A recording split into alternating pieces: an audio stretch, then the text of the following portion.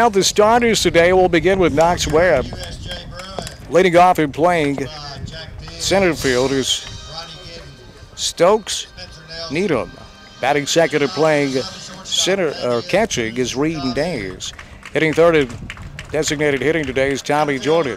Batting fourth and playing first base is Nathan Johnson. Hitting fifth and playing left field is Peter Schaefer. Batting sixth and playing third base, Carson Slagle. Batting seventh and playing shortstop, Mason Patel. Hitting eighth and pitching, as Coach pointed out, is Thomas Saliba. Batting ninth and playing right field, John Merrill. That's the Knoxville Webb. What are they, the Warriors? They're the Spartans, I believe. Spartans, We're in green. Right, the Spartans. Dapperly attired in green tops with the white baseball pants. For our USJ Bruins. Leading off and playing shortstop, Van Booster Cabbage. Batting second and playing center field is Kate Savage. Hitting third and playing second base, Jake Overton. Hitting cleanup and playing third base, Eli Rouse. Batting fifth and catching is Taylor Howell. Hitting sixth, the designated hitter, Rent Peel. We'll have to continue the lineups in a moment, pardon me, but now it's the national anthem.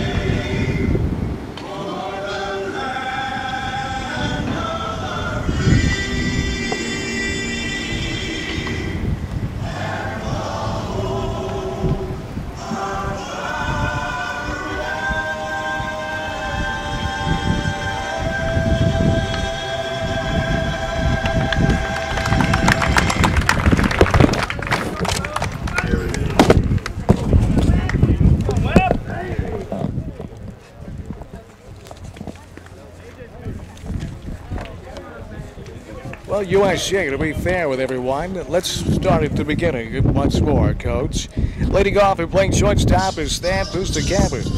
Batting second and playing center field is Kate Sammons. Hitting third and playing second base is Jake Overton. Batting fourth, the cleanup man. Thank you so much. Batting fourth. And playing third base, Eli Browse. Coach, you said he's up for a big-time postseason honor. Yeah, I saw in the Columbia paper today, just before I left home, that he's up for Mr. Baseball in Division II, Class A or AA. There's two divisions in Division II, where there's three in Division I. Batting fifth and catching, Taylor Howell. Batting sixth, the designated hitter, Rhett Peel. Batting seventh and playing left field is Cal Stanford. Batting eighth and playing right field is John Stanford. Batting ninth and playing first base, Nate Wall. Charlie Darnell is the pitcher today for USA, the big right-hander, and the Bruins are coached by Jack Peel, assisted by Ronnie Giddens and Spencer Nelson. It's a team on the doorstep of a 30-win season, 1 year removed from doing almost the same and then losing. A lot of talent, and two of those former Bruins are starring at Alabama and at Ole Miss in their freshman years, Coach. Oh, you're absolutely right. Having a great year at Rollison, hitting the ball well, Logan Carey, but the young man that pitched well, one of the senior pitchers, Brother Garrett, he's had a good year this year, and There were, what, 7 of those young men that signed? At least 7. It just was incredible.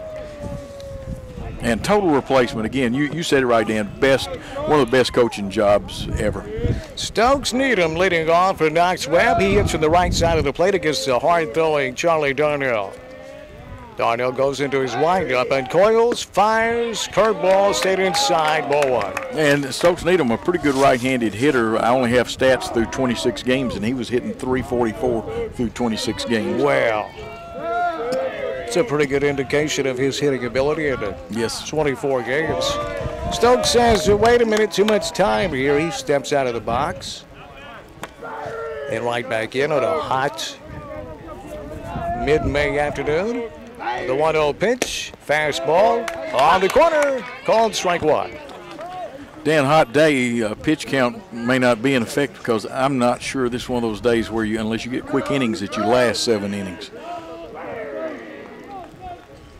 Ball and a strike on leadoff man Needham for Knox Webb. Darnell. Line right at the second baseman who catches it just off that dirt infield for out number 1. That's Jake Overton making a play at second base. So 1 gone here at the top of the first inning. And Reed Noyes, Reed Noyes, it's pronounced Noyes, will hit for Knox Webb. And I know he's batting over 300 also.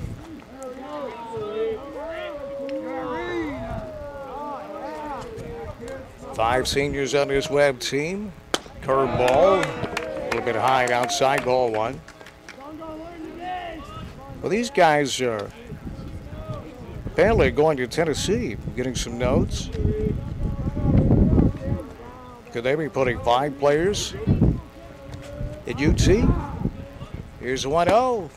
Fast strike on an outside corner at the knees. It's 1-1. That would be interesting if true. We'll check on that. And Dan, of course, baseball coach up here, Serrano, waiting to see what the new AD does. Yeah, Serrano out at the end of the season. Ball into strike on Noyes. The 1-1 is chopped foul on the third base line. It's ball and 2 strikes on Reed Noyes. The catcher for Knox Webb, the Spartans. Game brought to you in part by the Hughes Eye Center and the LASIK Center of Jackson. Dr. Matt Hughes, Dr. Casey Davis, and Chief LASIK Surgeon Dr. David Underwood. Here's the 1-2 from Darnell. Chips just got a piece of it to stay alive. Behind home plate, nearly squeezing that. It was one of the fine catchers here at West Tennessee. Young man has played so well this season is Taylor Howell. Just a sophomore. Yeah. Really filled in after the loss of Guyman to graduation. Ball and 2 strikes, Noyes. The 1-2 curveball. Did he check his swing? No, they ring him up. The appeal down to the first base umpire. He said he gone. So 2 down and nobody on base. And the designated hitter, Tommy Jordan, batting for Knox Webb. And so far, USJ's played them pretty well straight away. Now, this time, see Jake Overton backing up a couple of steps. They had the first batter played well. Wind now has changed again, Dan. It's blowing from left to right. It's been a windy baseball season here in Bruin Park on the beautiful campus, the University School of Jackson. One of the finest baseball stadiums in West Tennessee, regardless of college or high school. Squares the bunt, takes it outside and low, ball 1. On the dangerous Tommy Jordan, the designated hitter for the Spartans. There are colleges that would kill to have this baseball field. You ain't kidding. Very many years ago, this would have been the best surface in the majors. It would. Darnell uncoils, fires, bouncing ball towards short, and off the hill of the glove into left field. So with 2 outs, Tommy Jordan will reach first base. We'll have to go to the coach to see how he scores that one. It was going to be a tough chance over at shortstop for Pustakavage. I'm going to give him a bad hop single there. I'm waiting for the official score, though, because they're still talking about it. But just on judgment, it looked like a routine play. But no, they have given an error. So E6. And Jordan reaches. That'll bring up the cleanup man, first baseman Nathan Johnson. He also hits from the right side against the right-handed throwing Charlie Darnell. Not much of a lead over at first base. Jordan, known for his speed. Dan, if I'm correct, only 7 home runs, so this is a ball club that plays station to station. Fast strike on the outside corner. Called on Johnson, so 0-1. Darnell looks sharp here early, doesn't he? Yes, he does. He keeps that curveball down. He only had one pitch that really worried me, was that curve that didn't have much of a break. That's one that somebody get a beat on it and they'll send it out of here. 0-1, swing and a miss. It's 0-2. On cleanup man Nathan Johnson. Now, when Darnell keeps that curve there, it is tough to hit. Oh, yeah. Johnson apparently headed to Tennessee.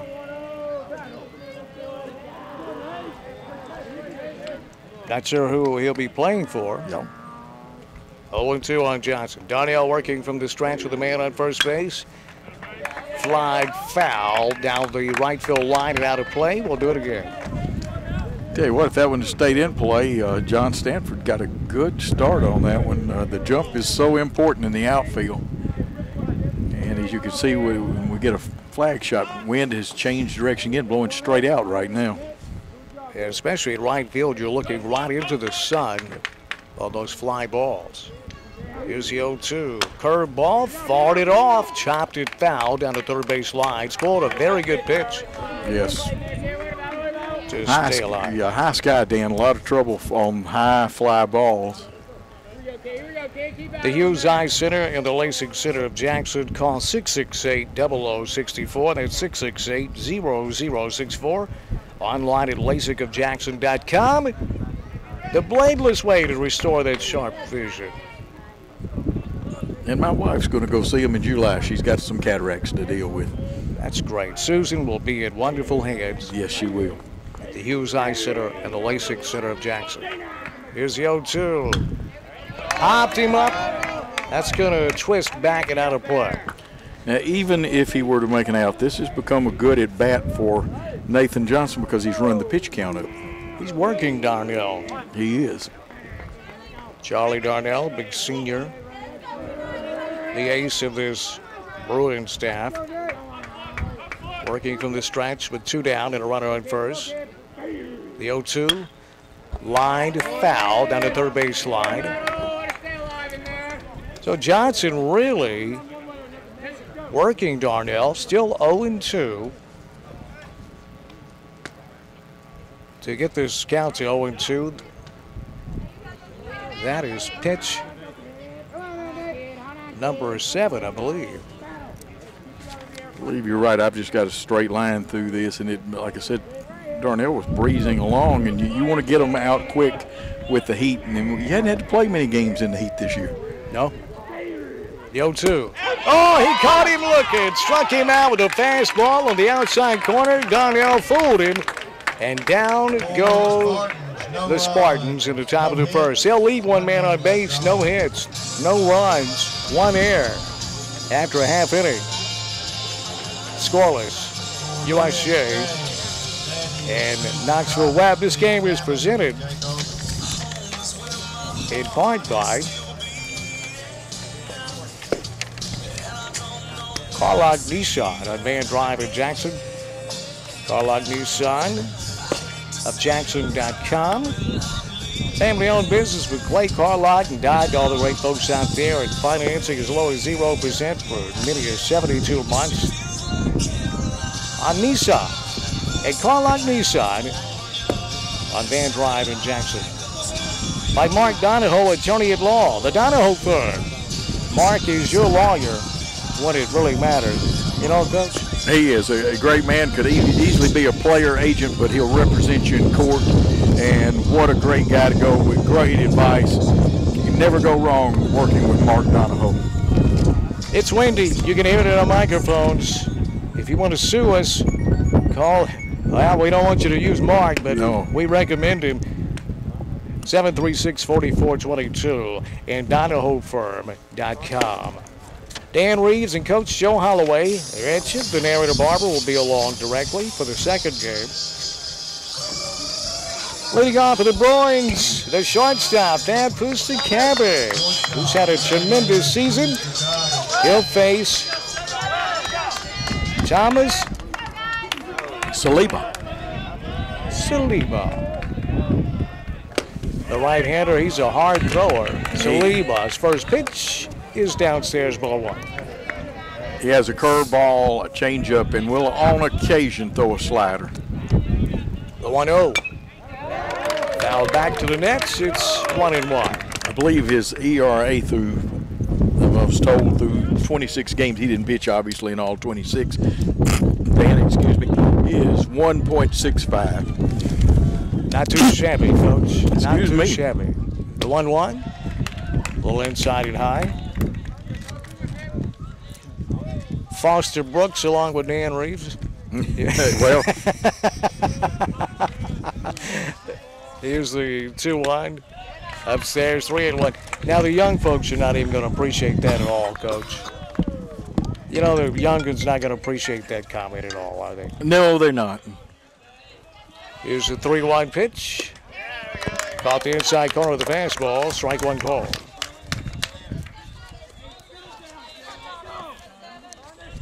Got to run the count full on that. Pustekabich, the leadoff man for the Bruins. Here the payoff. He got him. Thad tried to check his swing, but I don't think it would have mattered, Coach. That looked like that was going to be a call at strike three. So one gone here at the bottom of the first inning for the Bruins. And that'll bring up the center fielder, Cade Salmons. Cade hits on the left side against the right-handed, hard-throwing Knoxville Webb pitcher, Saliba. First pitch swinging, grounded to shortstop. Gobbled up there and over to first. In time to retire Cade Salmon. So two gone after Nason Patel makes the play for Webb. And nobody on base in a scoreless game at the bottom of the first inning. That'll bring up Jake Overton, the second baseman for the Bruins. And so far, only 6 pitches used. And let's see if Jake's taken early. Sometimes just to make the pitcher work a little bit, you take one. Beautiful curveball, strike one called. And Saliba, they say, have worked on his curve, and that one was, you didn't want to swing at it. 0-1, fast strike called on the outside corner. Now the hitter's going to have to adjust. You learned from watching, we got a great center field shot. That's a pitch the umpire likes. Ball that outside corner Yeah, and low. The 0-2, curve, outside, ball one. A ball and 2 strikes on Jake Overton. Saliba, the 1-2 fastball just off the plate. Even accounted 2 balls and 2 strikes, 2 gone. Bottom of the first inning, we're scoreless in the sub-state. First game, USJ hosting Knoxville Webb. Here's the 2-2, fouled back to the screen. And the Bruins stay alive with Jake Overton. And that's only the 10th pitch by Saliba. A good-looking right-hander out there on the mound. Saliba's a hard-throwing right-hander for the Spartans. Here's the 2-2, lined in the left field. It's a base hit. On one hop, the left fielder comes up with it. And Overton will stop at first base with a sharp single to left field. Coach, that's the first good wood of the game for either team.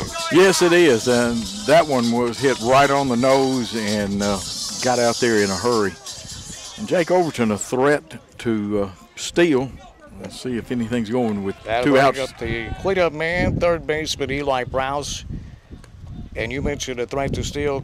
Saliba doesn't bring it to the plate on first pitch. He goes to first base. First pitch swinging. Browse chased a high fastball, fouled it back to the screen. He was right on that one. He wanted that one, pulled his head just a little bit, and that's one of those that he can lose. Webb evidently has done a good job scouting. That's the reason they threw over, but you don't want to take the bat out of Browse's hand either. 0-1 on Eli Browse. Oh, and there's a throw to first base, gets away. Overton will stand up and he'll run to second. Rounding second base, he's digging towards third, and he'll make it without a throw.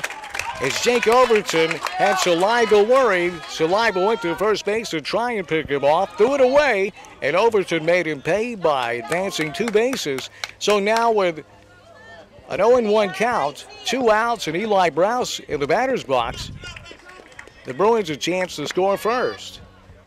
Here's the 0-1. Curveball fouled back into the crowd. It's 0-2. I wouldn't be surprised to see the curve or the slider here. Boy, Overton had a great lead. He was right to the edge of the cutout there at third base.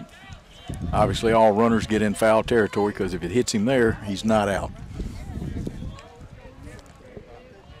The 0-2. Saliba fires. Line to center field. Backing up is the center fielder. He's not going to get to it. It's over his head and off the wall. Overton will score. And Browse digging to second. And the throw gets away. Eli will move over to third base after doubling in. Jake Overton, he'll take third base on an error. Eli Browse showing you why, that he's garnering statewide attention, Coach, with a run-scoring double off the wall in center field. And he's one of the RBI leaders in West Tennessee and up for Mr. Baseball in Division II.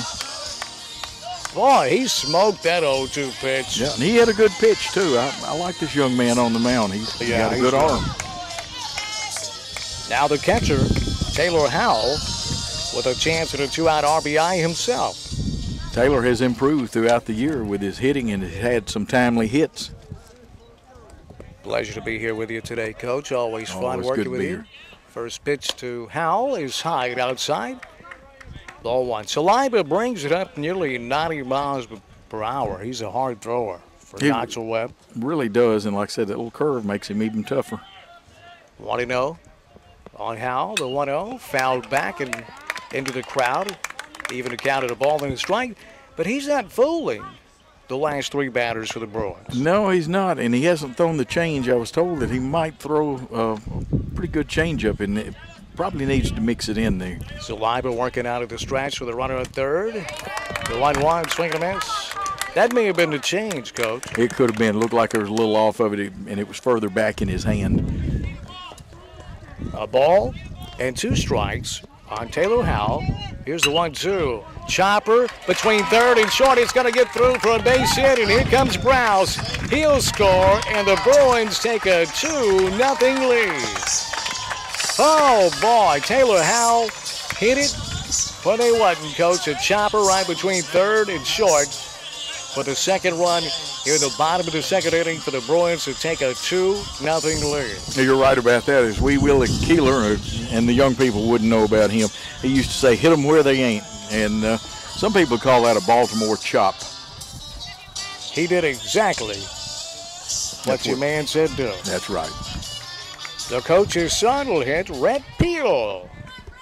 Braden Milam will pinch run at first base for catcher Taylor Howell. 2 down, and Milam on first. Fastball, strike 1 called on Red Peel, who's had a great year. Oh, he has, and he had that one game where he had 3 extra base hits and drove in, 5 or 6 runs in that contest. Here's the 0-1. Hard hit to shortstop, fielded on 1 hop. He'll go to second base to retire Peel, but the damage done. The Bruins push 2 across in the bottom of the first inning on 3 hits. They do leave 1 on base. There was an error in the bottom of the first inning, but we'll move on to inning number 2 with the Bruins enjoying a 2-0 lead.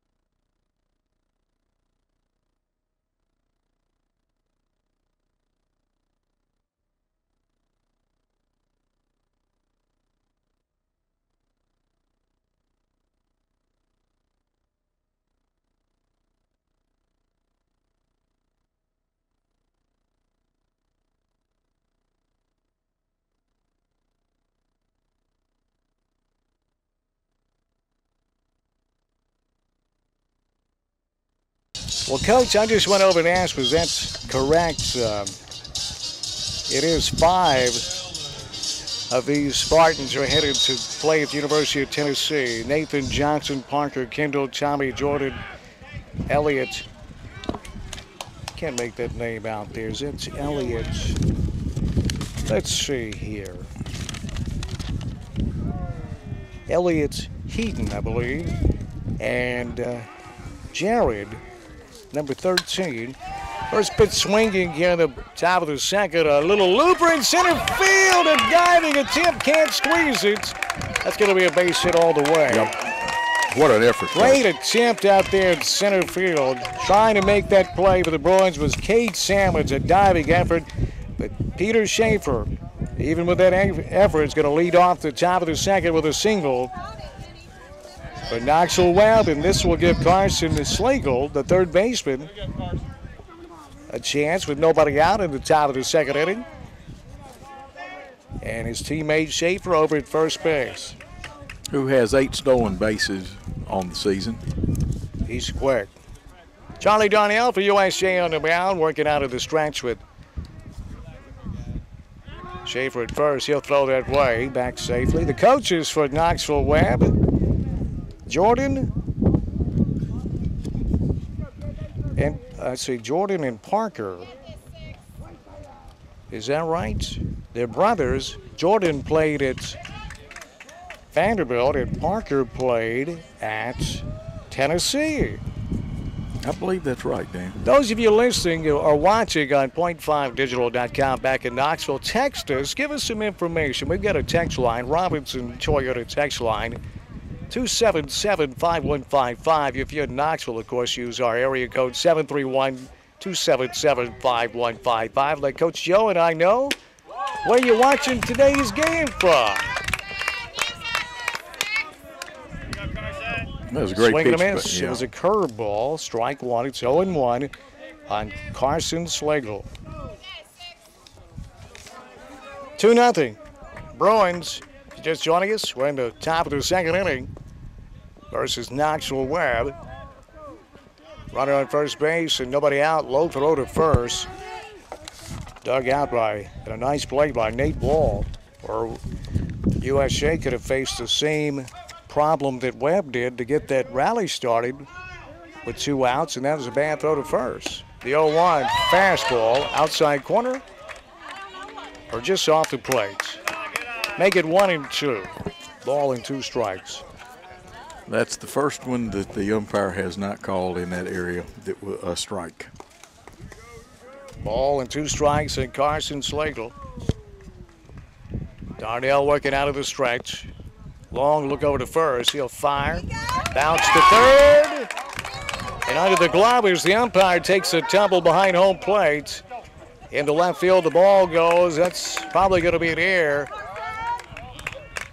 So the first 2 runners on base for Webb in the top of the second inning. The Spartans have something working as Mason Patel, the shortstop, will hit. For the first time today, the Spartans have a runner in scoring position. Let's see if they play small ball and bunt the runners over. And, Dan, I think they're going to score that when they hit. I had already scored it, and I kind of jumped before the official score did. You agree? Yeah, I agree with him. It wasn't Bad, really an error. Hit like it hit the lip of that grass and flattened out. Patel bunts out in front of home plate. Darnell only 1 play to make, and that's the first. He makes that play. Throwing Patel out at first base. The runners move up 90 feet, so just like that, the Spartans have 2 runners in scoring position with only 1 gone at the top of the second. It's Peter Schaefer and Slagle. Schaefer over at third. Slagle's on second base. Thomas Saliva, the pitcher, at the plate, hitting it from the right side of the plate. Darnell chooses the stretch with runners on second and third. Curveball, swing and a miss. That was a beauty. It really was. And Saliva hadn't had a whole lot of at-bats pitching this year, and I know he's not hitting for a high average, but he's supposedly a good contact hitter. And that's all you want here, Dan, is a ground ball or a fly ball. John Merrill is due up next. He's hit 5 or 6 home runs this year. The 0-1 just downstairs. That'll even account at a ball and a strike on the Knox Webb pitcher, Thomas Saliba. First and third's coming home with its second and short. Will go to first for the out, and they'll give a run for an out on that one. Ball and a strike. Here's Darnell. He got him to swing at the curveball that was well out of the strike zone. Had him fooled. Saliba looking for the heater. Got the curveball and couldn't hold up. Goes around. It's a ball and 2 strikes, and Saliba, who's fairly close on the plate, might be a good place to work him inside and tie those hands up, but let's see what Darnell, who's a better pitcher than I am. Darnell fires, curveball, fought off, fouled away, chopped over into the Bruin dugout by Saliba. It's a hot day. We're in the upper 80s here in West Tennessee with the humidity hovering around 50%. Feels like it's 90 out here. There's quite a breeze. Not quite hurricane force winds, but if you're wearing a wig today, be aware. I had to run mine down earlier. Here's a 1-2 fastball just downstairs. Taylor Howell tried to bring it up to see if he could get a call, but the umpire wasn't biting on it, so that'll even the count at 2 balls and 2 strikes on pitcher Thomas Saliba. Charlie Darnell out of the stretch. The 2-2. Curveball, he got him swinging. Howell going to have to throw him out at first base, however, as that one hit the dirt. Howell very comfortably takes his time, looks the runner back at third, and throws Saliba out at first base. So 2 gone. That was a big second out. And now the infield can all play at normal depth. And John Merrill will hit. And, Coach, he does have some power. He's Carson's brother. He does, and a big, tall guy, and see the left fielder backing up, center field straight away, and right field slightly shading the line. And he hits out of the 9-hole.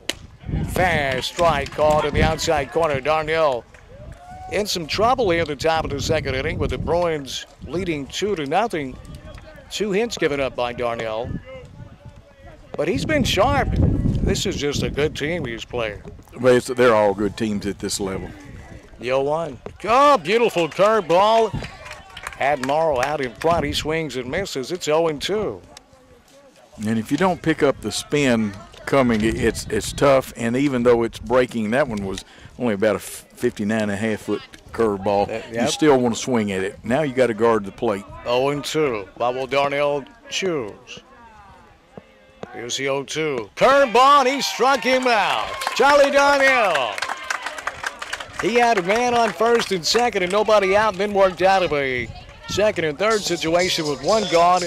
He did it with 2 strikeouts, Coach, to get the Bruins out of the inning. That's clutch pitching. He did a great job. 4 strikeouts for Charlie Darnell now. In 2 innings. Yeah, 2 innings. Doing a good job against a good hitting ball club. So a couple of hits that inning. 2 runners left on base, but no run score. Yeah. Move to the bottom of the second inning, 2-0 Bruins. This game presented by Southeastern Termite Pest Control and Service Company.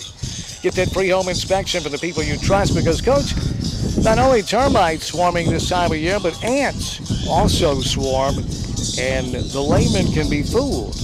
Yes. Apparently, there's more money in termite jobs, if you know what I'm saying. So make sure it's a company that you can trust, like Southeastern, to come out with a free home inspection. They check for termites, for pests.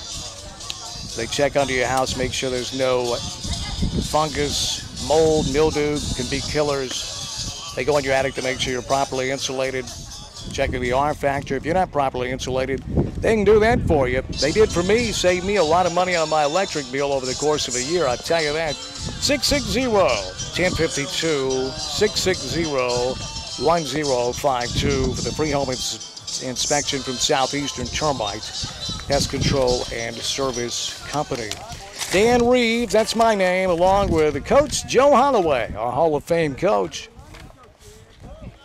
2-0 USJ as we move to the bottom of inning number 2. Kyle Stanford will lead off with the Bruins. He hits from the right side. His first at bat of the game against the hard-throwing Thomas Saliba. for Knoxville Webb. 2-0 Bruins. It's a best-of-3 series here in the Sub-State. The 1-0 fast strike called on the outside corner. Good pitches, both of them, even the one that was low. And as long as both pitchers keep the ball down, they're going to be tough to hit. 1-1 on Stanford's. Bounce towards second. Moving over to his left towards first base to make the play. Gobbled it up and threw him out. A nice play at second base. He had to move quite a ways over to his left. Yeah, A.J. Chambers does a good job. He covered his ground and got the glove down properly. A.J. is designated hitting today. Playing well at second base. That'll bring up John Stanford. The Stanford brothers right again. John plays right field. First pitch swinging, fouls it back into the crowd. It's 0-1. Both young men over the last couple of weeks had some timely hits to get some big runs in for USJ. The 0-1 flied to center. Camping under it out there in center field. To make that play is Stokes Needham. He squeezes it for out number 2. And now it's up to Nate Wall here in the bottom of the second inning for the Bruins. 2-0 USJ. Of course, Nate, a versatile player. He's played second. He plays first, does a great job with the glove over there at first. First pitch swinging. He's going to get that one through between first and second base into right field for a base hit. So a 2-out single by Nate Wall, and a nice job of hitting. He went with a pitch and just poked it into right field for a base hit. And the Bruins have a runner on base with 2 gone. In the bottom of the second inning, back to the top of the lineup, and strikeout victim his first time up, Van Pusta-Cabbage. Saliva out of the stretch, first pitch swinging. This one's chopped to second. Backing up to field it on the grass and over to first base. Out number 3, A.J. Chambers making a couple of plays. So we'll move on to the third inning. No runs on 1 hit. 1 left on base. For the Bruins in the bottom of the second, Coach, it's 2-0 Bruins. 2-0. Good job by the Bruins in that first inning, and a great hit by Nate Wall. That was an inside-out swing, Dan, that he used, and you got to use that to take that pitch to right field. So, as you said, a good piece of hitting. We're back to the top of the lineup for Webb here in the third. So the Spartans in the third.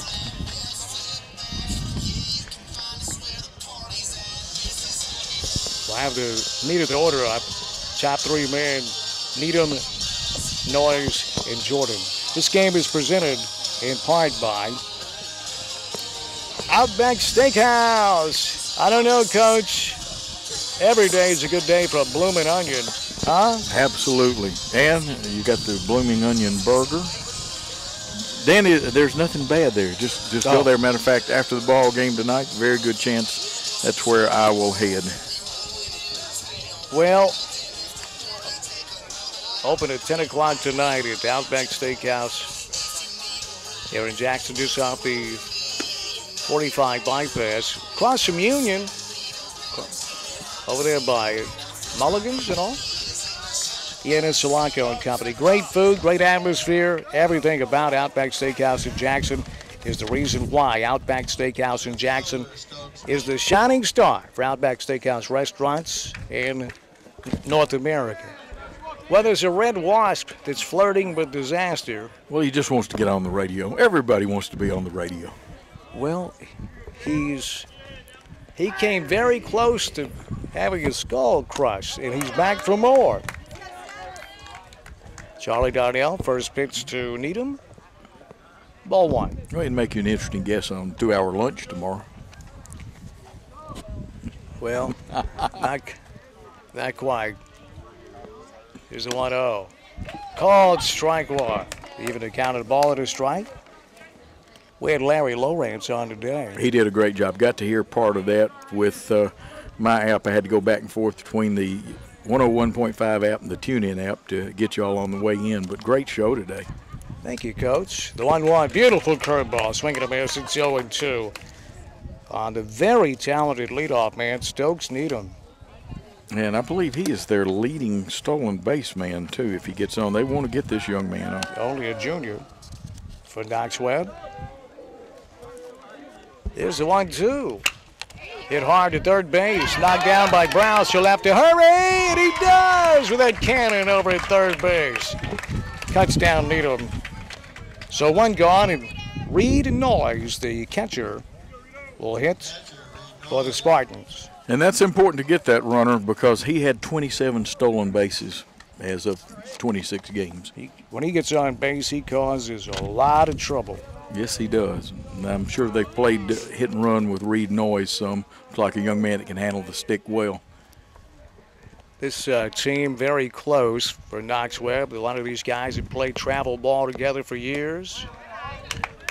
First pitch to Noyes in the dirt, ball one.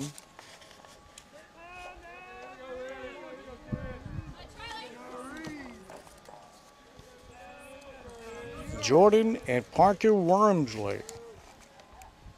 The brothers coaching here for Knox Webb. The 1-1 fouled out of play, 1-2. Bass heard me mention Vanderbilt and got on his smartphone and started texting me. Says, Wormsley. Thank you, Buford. I bet Bass is wearing his Vanderbilt shirt back in the studio. Probably so. Here's the 1-2. Oh, it hit him. Caught him on the way by.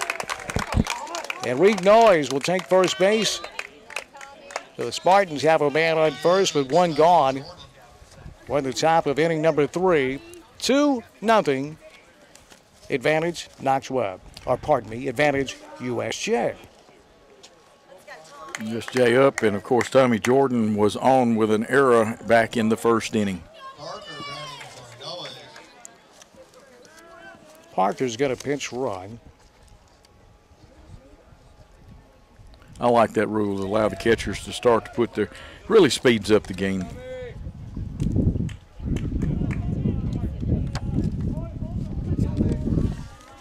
So one gone in the top of the third inning, 2-0 USJ over Knoxville Webb.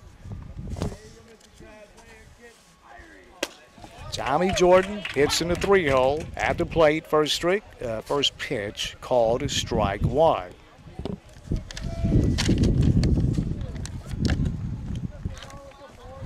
Windy day here. Eli Browse nearly hit one out of here when he doubled home a run for USJ in the first inning.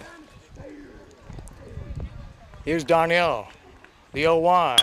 Line base hit into left field. Parker's going to round second. He's going to try for third. He'll make it standing up. They'll cut the throw off. So now the Spartans with runners on the corners and still only one out. And cleanup hitter Nathan Johnson with a chance to get the Spartans on the scoreboard. Parker Kendall got a great jump. And I tell you what, even with hitting the cutoff man, but it did hold the runner at first base, Dan. And that's important that you not let him advance to second. So the double plays in order, as Coach was alluding to get you out of the inning. That's why the cutoff man is so important. Coach is a Hall of Famer because he never stopped coaching.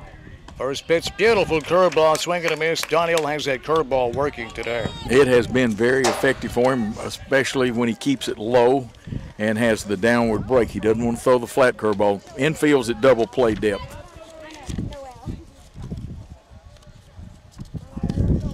So it's 0-1 on Nathan Johnson, the big right-handed batter, the cleanup man.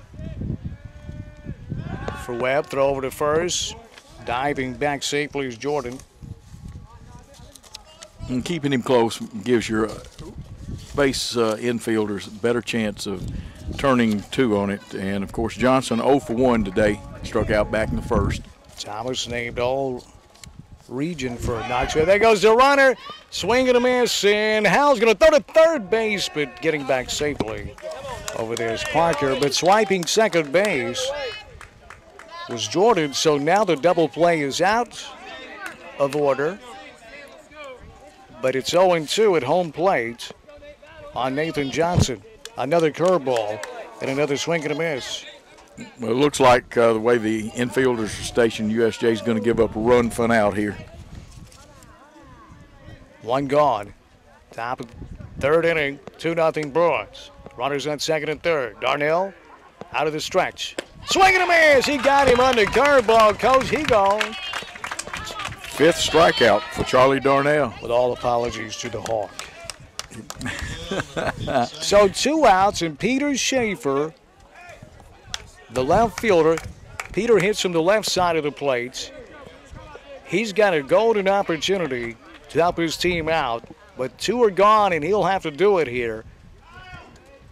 If the Spartans are going to get on the scoreboard in the top of the third inning, the Bruins have a 2-0 lead. Peter says, give me a timeout. And I agree. When the pitcher takes a long time, step out of the box. You get your advantage. Don't stay in there and tighten up. Schaefer singled the last time up. Darnell, the right-hander. Curveball. Caught the inside corner. Called strike one. And good concentration by Charlie Darnell, because Parker Kendall, the runner at third, is really making a bluff like he's coming down the line. Schaefer, only a sophomore, playing some great baseball this year for the Spartans out of Knoxville, Tennessee. Darnell, the 0-1 in the dirt. Howell knocks it down. Taylor Howell, the sophomore catcher for the Bruins, has had a remarkable year. Played so well after having to replace Garrett Guyman, who was one of the finest catchers in West Tennessee last year for the Bruins. Yeah, Garrett had held that job for at least 3 years. Yeah. A ball and a strike on Peter Schaefer. The 1-1. Fouled away behind home plate. 1-2. So Darnell, last inning, had runners on first and second with nobody out. Then second and third with 1 gone. Worked his way out of it. Let's see if he can get out of another jam. Runners on the corners with 1 out. Now runners on second and third with 2 out. And Schaefer in a 1-2 hole against Charlie Darnell. Darnell out of the stretch. It's his sign. Fires. Oh, curveball. Caught him looking. He backdoored him. Proud number 3. Charlie Darnell. The Spartans leave 2 on base for the second straight inning. They did pick up a hit, but no runs, Coach. As we move to the bottom of inning number 3, it's 2-0 Bruins. Magnificent job of pitching then by Charlie Darnell. It fooled him, and the umpire looked it over good and then called it. This game is being presented by Wade Norris Logging. You'll get the most money for your timber and leave your land the way it should be left. Visit WadeNorrisLogging.com. Also by Coyote Blues. You want to talk about the best mesquite grilled chicken fajitas in North America? They're right here in Jackson at Coyote Blues, 4 Stonebridge Boulevard. Visit CoyoteBluesFreshMex.com. Isn't it some great stuff, Coach? Oh, that is some great food there. And when we were in town, and of course when we were living in town before we took off on this school rescue bid of ours, and we're trying. What a place to go. Great food, great service, and you can't go wrong. Anything you choose is going to be good. Coyote Blues, 4 Stonebridge Boulevard, right here in Jackson. Bringing you USJ Bruin baseball. Dan Reeves, Coach Joe Holloway with you. As we move to the bottom of inning number 3, USJ has a 2-0 lead. Leading off for the Bruins, center fielder Cade Salmons. It's 1-0. The 1-0 fouled back and out of play. A ball and a strike. The big right-hander still throwing hard for Knoxville Webb. Saliba. The 1-1. Fast. Ball upstairs, I guess, 2-1. Cade capable of pulling the baseball. If he could get it down the line, he could be running all day. 2-1. Swing and a miss. Off-speed stop. It's 2-2. That was the off-speed pitch we were told to use. Kay dropping that shoulder just a little bit. He's gone after 2 very low pitches. That one may have been out of the strike zone, Dan. Really good pitch from Saliba. 2-2. Bouncing ball to second base. Fielded cleanly and over to first goes A.J. Chambers for out number 1. So 1 gone. And second baseman Jake Overton in the batter's box for the Bruins. And Chambers been a busy young man. There's been 3 direct balls hit to him. Then he's handled 1 fielder's choice today. So very good second baseman. Swing and a miss. The fastball. Overton's behind it 0-1. Again, that low pitch, and Jake was going for the downs on that one. Oh, yeah. The 0-1. Beautiful curveball called strike 2.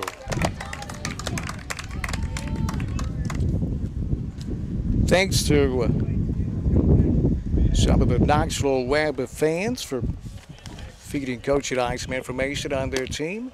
The 0-2's upstairs, a ball and 2 strikes. And that time, Saliba dropped down a little bit and went 3/4 to sidearm. That's all you need. 1-2. Bounce out in front of home plate. Saliba will field it and underhand to first base, route number 2. He had to underhand that one about, 15 feet. That's a little further than you would like to underhand, but that was a lot easier. When you lined up and throw it from that short of a distance, it's a lot easier to overthrow, isn't it, Coach? You can sail it, and 2, he cut down on the time because even though you're pulling the ball up and raising your arm, that's time to give that base runner to get down. The underhand toss was good then. Nice play. Now Eli Browse, who doubled home a run in the first inning, nearly hit it out of here. Hit it off the wall. Here it's USJ, the dimensions. Down left field, it's 320 feet. The 1-0. Tuck it. Oh, caught the corner. Called strike 1. Oh, boy, that was way outside. No comment. That's a head scratch. Well, he's not perfect. Here's the 1-1. Now that one I'll buy. At the knees, on the outside corner, called strike 2. 340 in the power alley, 355 straightaway center field. Last scorched foul over the Spartan dugout. Same thing in right field. It's 320 down the right field line, 340 in the power alley. 6 feet high fence until you get to center field, and it's 10. Upstairs, 2-2. He took a little off of that one. And a great batter's eye. The batter gets a good look at the ball coming to him from home, from pitcher to home plate. It's probably about 30 yards. Black, 10 feet high wall out in center field. 2-2 is bounced into the Spartan dugout down to first base line. Eli Browse got behind 0-2, and he's battling. He is. He would have loved to have had that last pitch back, Dan. That was the one he wanted. He stepped out and regained his composure over there. 2-2. Oh, it hit him. Browse will take first base, so Eli wouldn't go down easily and earns himself a trip to first base the hard way. He took it off his shoulder. He's okay, but that'll give Taylor Howell a chance. The catcher with 2 gone and Browse standing at first base. The Bruins lead it 2-0. We're in the bottom of the 3rd inning with 2 gone.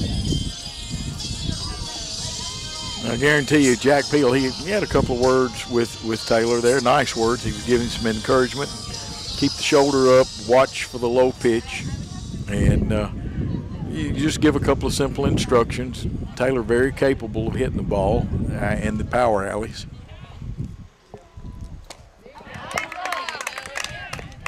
First pitch, Howell tried to check his swing, could not. Appeal to first base, strike 1 called.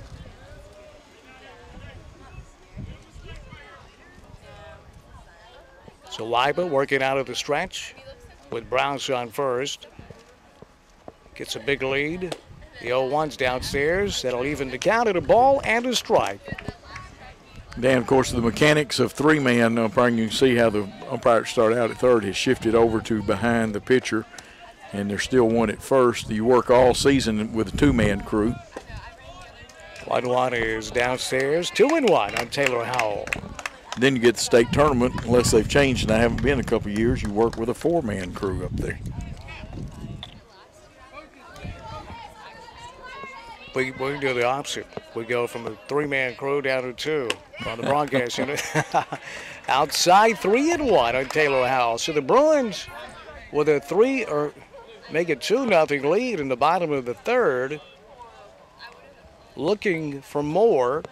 And now a visit from the pitching coach, Coach Wormsley, to the mound to check on Saliba.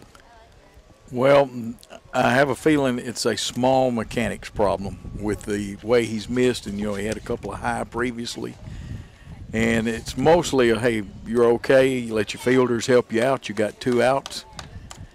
But he may have told him to hold the ball a little longer, follow through a little more.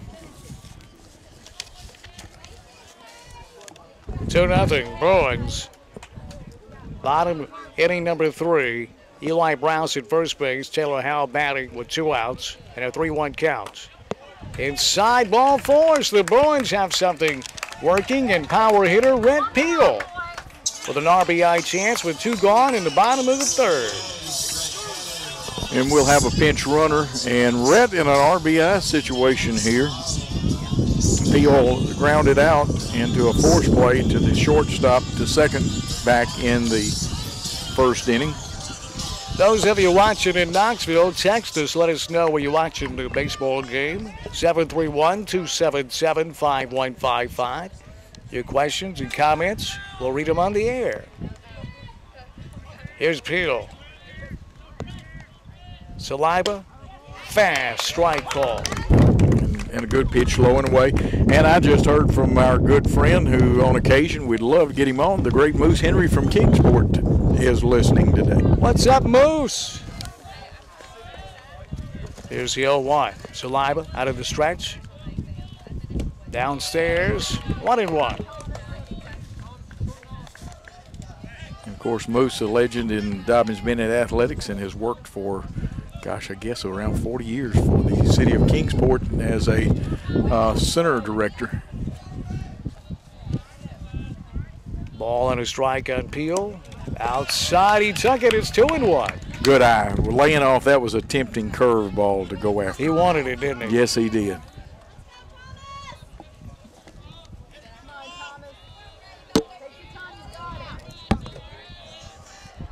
Two one.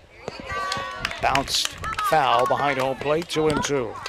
USJ hitters getting a piece of that, but when Saliba throws it, Saliba throws it down in that low area of the plate, he's tough to hit. Hard to get to it. 2-2 on right field, 2 out. Browse down at second. Taylor Howell over at first base. The 2-2. Swing and a miss. Struck him out. We'll move to the 4th inning, a fast-paced game. Bruins 2. Knoxville Webb nothing.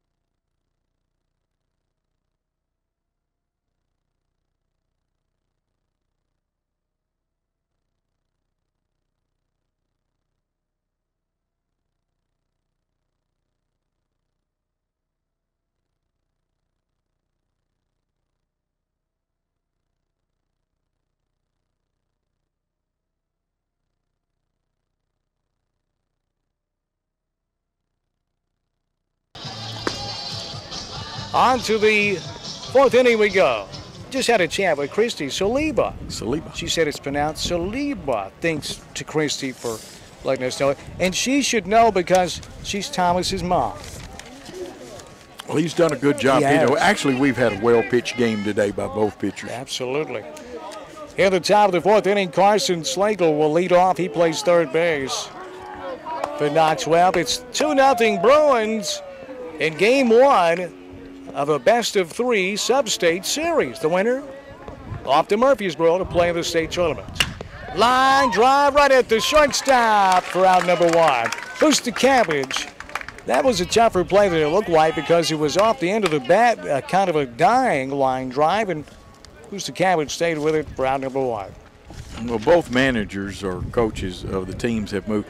He hadn't played perfectly, though, Dan. Mason Patel. Had a great sacrifice that last time. Sure did. One gone and bases empty. Darnell out of the windup, and Coyles fires down low ball one. Had Eli Browse charging that time. I don't think Patel's bunting this time. Saliba versus Darnell today. 1-0. Line right field and deep. Way back there near the wall. At the warning track and putting it away on the run. Crowd number two is John Stanford. Patel got into that one, but Stanford tracked it down on the warning track. Two quick outs here, and Thomas Saliba, the pitcher, the son of Christy Saliba, in the batter's box. Thomas has pitched a great game today. Thomas is only a sophomore, isn't he, Christy? Oh, he's a junior. Webb got, even though they're losing 5, they got several good players coming back next year. Oh, yeah. Darnell fires. Oh, beautiful curveball called strike one. He really has that curve working today. He does. And, of course, USJ just has 3 seniors, Dan. Yeah.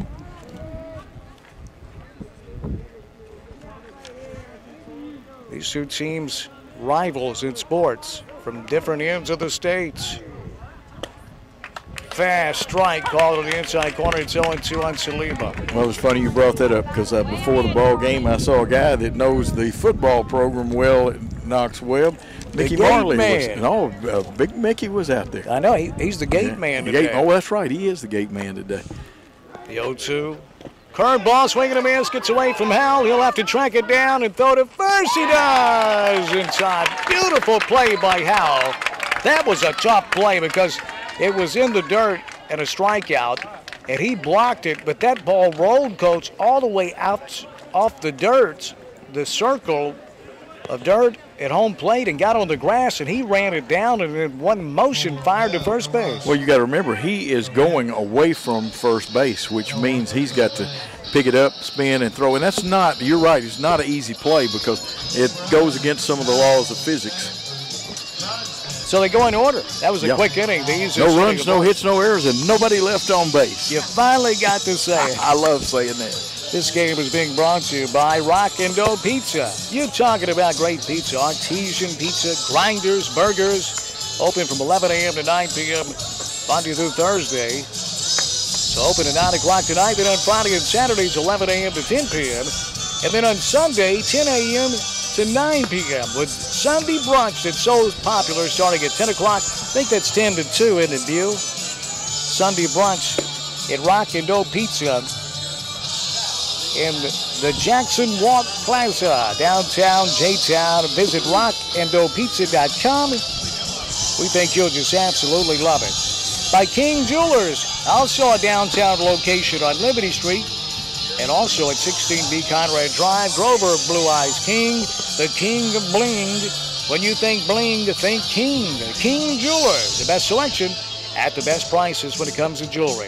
At Home Pros Restoration, call 736-0711 if you've had roof damage, you need remodeling, need a roof replaced. Home Pros Restoration. If it has to do with your home, they can restore it. 736-0711. Dan Reeves, along with Coach Joe Holloway, Paul Schultze, Lawson Mann, Michael Osborne on the TV side. You can watch the game. Well, if you're watching it, you know where you can watch it. We're not on the radio for this game. That's right, Dan. We'll be the next one, though. Yeah. Kyle Stanford 0 for 1 today. 1-0 on Kyle. The 1-0 is outside. It's 2-0. Saliba's pitched so well, he gave up 2 runs in the first inning. That was an error. But he's been tough today.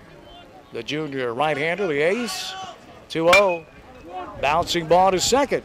A.J. fields it on a hop. And over to first base, A.J. Chambers has been busy today, and he's not disappointed his Spartans. Well, he's handled all his chances perfectly, including the force play back in the first at second base. And actually, there were 2 errors. They didn't put that one up on there. Remember the throw that got away and allowed the advancement of the extra base? That was the second error in the inning. And proved costly. Strike one called to John Stanford, the right fielder, the brother of Kyle Stanford. The 0-1, squared to butt. Tuck the pitch outside. It's a ball and a strike on John Stanford. And actually, those 2 runs are unearned runs, Dan. You get them because with the 2 errors led to the scoring on that. The 1-1. Swing and a miss. 1-2. Well, that one broke sharp. I'm tempted to say that was the slider there. Yeah. Saliba pitching well. 1-2, curveball stayed inside. His counterpart for USJ, Charlie Darnell, just had a 1-2-3 inning, quickest of the game, and I know Saliba would like to do the same. The 2-2. High chopper to first base. He'll have to hurry. They got him. Saliba was covering. And over at first base, Nathan Johnson had to hurry because that was a major league high chopper to first base. And Saliba, along with Johnson, worked well to retire John Stanford for out number 2. If it bounced about 2 feet higher, it might have rained down at first base. And you ain't kidding, like a high fly ball. Nate Wall at the plate, first pitch inside, ball 1. Well played. You work on those. Those are the fundamentals that preseason, off-season, right before Christmas, you even start working on some of those. Hit hard on the ground to first base. It gets by the first baseman in the right field down the line. Here's Wall rounding first, digging to second. He'll get the green light. He'll dig through second base, over to third. He'll make it standing up. With 2 outs, Nate Wall, it either tripled or it was a hit. I'm going to call it a hit. And so Nate Wall, with a 2-out triple, is standing on third base. And, Coach, you agree with the official score? The official score with me. Tough chance then. And Wall hits out of the 9 slot, so the top of the lineup, and Thad Pusta-Cabbage with a chance at a 2-out RBI. High inside is Saliba. And even though works out of the windup here with a runner on third. He can bunt. I really believe that Webb is wise. They had that time third baseman in up on the grass. They've moved him back 2 steps. 1-0. Tuckett's 2-0. Guess it was, not sure where that was. It looked pretty good from here, but that's why they don't have the umpire calling the game from behind the screen, I guess. That's right, and at an angle. The 2-0 high chopper to third base. They'll have to hurry to get Pusta-Cabbage, and they do. Nice play at third base and a big play to deny that run over at third by Carson Slagle. So the Bruins will leave 1 on base. Did have 1 hit, 1 left on, and we move to the 5th inning. It's 2-0 Bruins.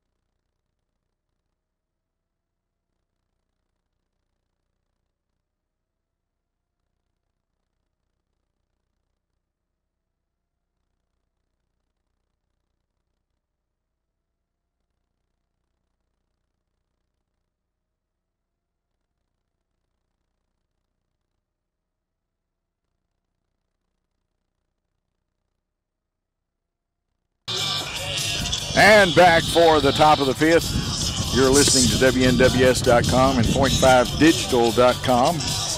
bringing you the sub-state game, the first of 3. If there would need be, 2 out of 3, you win 2 in a row, and you're off to the state tournament.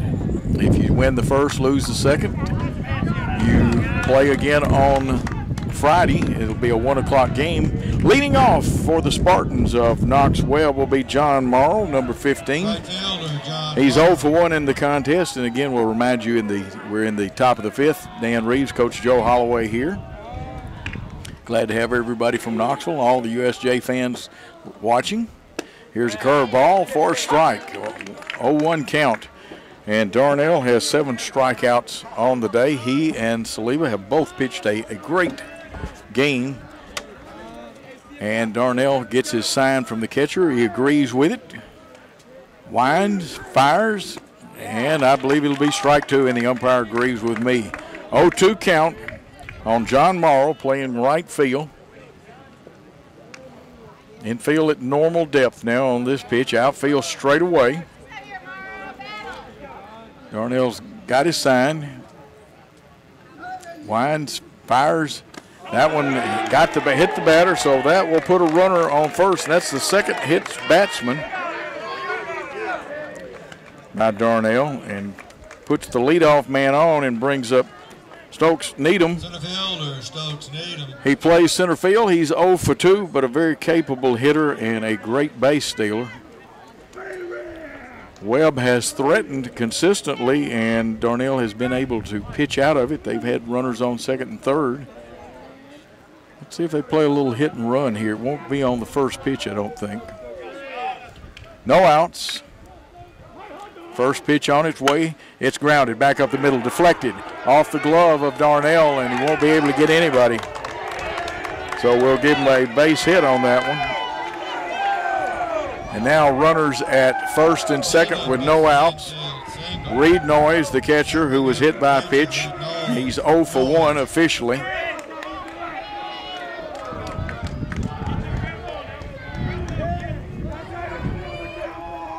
And let's see what happens. Umpires giving each other a couple of signals. No outs. Runners on first and second for Webb here in the top of the 5th. Reed Noyes at the plate, the catcher. Darnell has peered in, got his sign, checks the runner at second. He's bunting and offers at it for strike 1. That time kind of lunged at it. The pitch was a curveball. It was low and outside. You just got to let the ball hit the bat.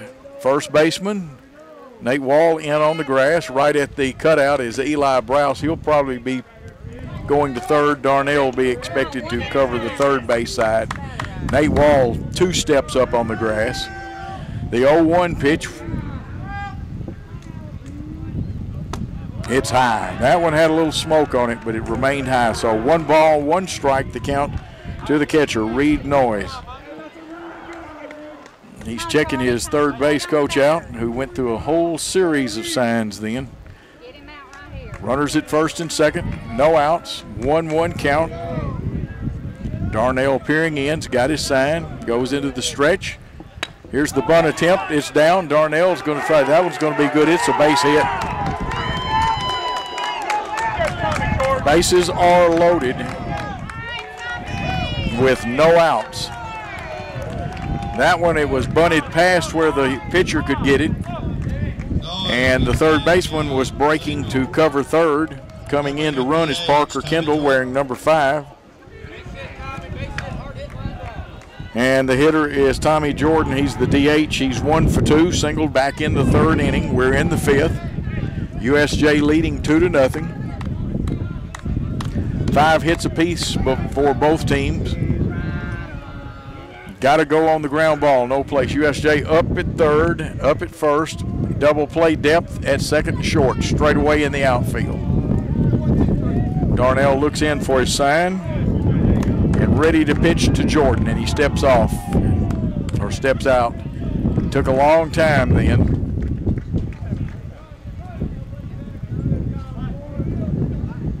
Now Darnell is into the stretch. Pitch swinging strike.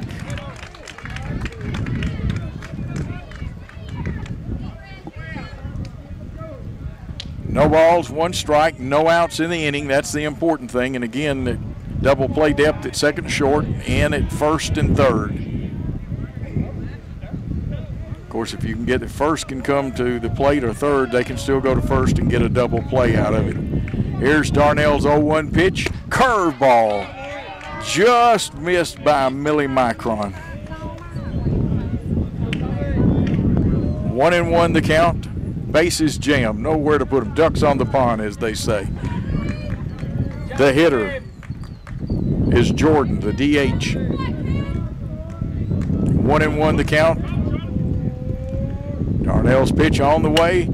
Hit back to Darnell. He'll come to the plate for 1. Taylor Howell will go to first for 2. A double play. That one 1, 2, 3. 2 outs in the inning.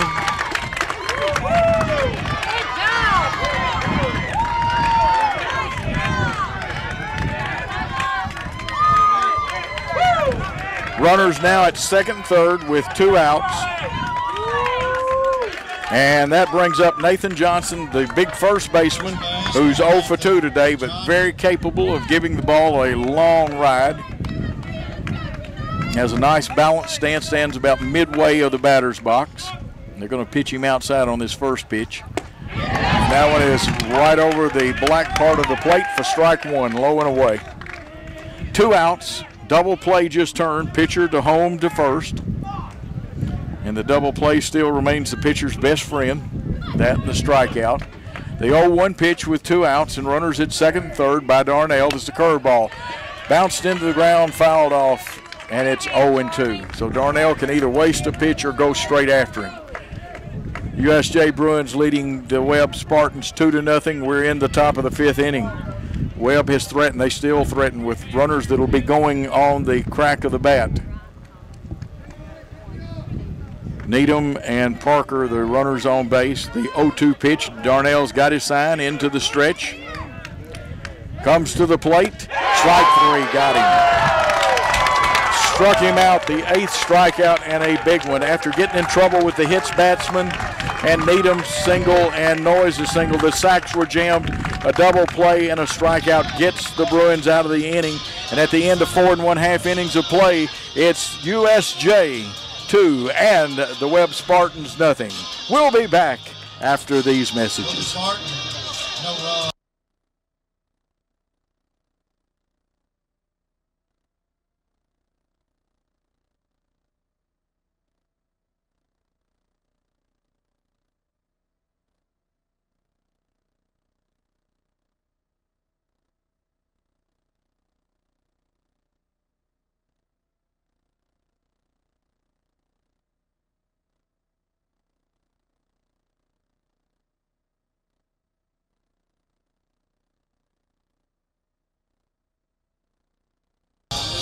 And we're back here at USJ, where at the end of 4 1/2 innings, USJ is leading 2-0. Coming to bat in the bottom of the 5th, Cade Salmons, the center fielder, Jake Overton, the second baseman, and Eli Browse, the third baseman. The numbers 2, 3, and 4 hitters. Both pitchers have done a masterful job. Both Charlie Darnell for USJ, Thomas Leba for the Webb Spartans, and his first pitch is a strike on the inside corner.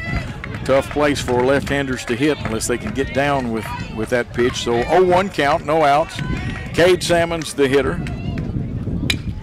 Got his shoulder under it, and a high fly ball to left field. Camping under it is the left fielder Schaefer for the first out of the inning. And coming back is the best play-by-play man in the state of Tennessee, Dan the Man Reeves. Oh, you had me looking around. What a job. I watched that inning, Coach. Charlie Darnell, bases loaded and nobody out, got out of it without surrendering a run. How about that, Coach? Oh, he had the guts of a cat burglar then, and folks, that's a compliment. Yes, it is. First pitch inside. Thomas Saliba still pitching well for Knoxville. Both teams, both pitchers are pitching great baseball. They both given up 5 hits. Hit on the ground between third and short into left field for a sharp single off the bat of Jake Overton. So a 1 out, single to left for the Bruins. And now the red-hot Eli Browse, who has an RBI on the day, hits cleanup, plays third base, and plays it well, doesn't he, Coach? He sure does. And Jake Overton 2 for 3. And, of course, Eli had that big double and advanced to third on an error back in the first inning and has the RBI. And, again, they check Jake Overton out because he's been known to steal a base or two. He always returns them, but he causes havoc on the base paths. First pitch, a fast strike, swing and a miss. And that one had some muster on it, was tailing away from Eli Browse, and he got a healthy cut, but pull that head out of there a little bit. Yeah, they're going to throw over again. And they're throwing in between while Jake's trying to edge out to the cut of the grass, which is a good move. Saliba sneaky over there to first base. There's no chance to get. There goes the runner. He'll swipe second base. Does Jake Overton.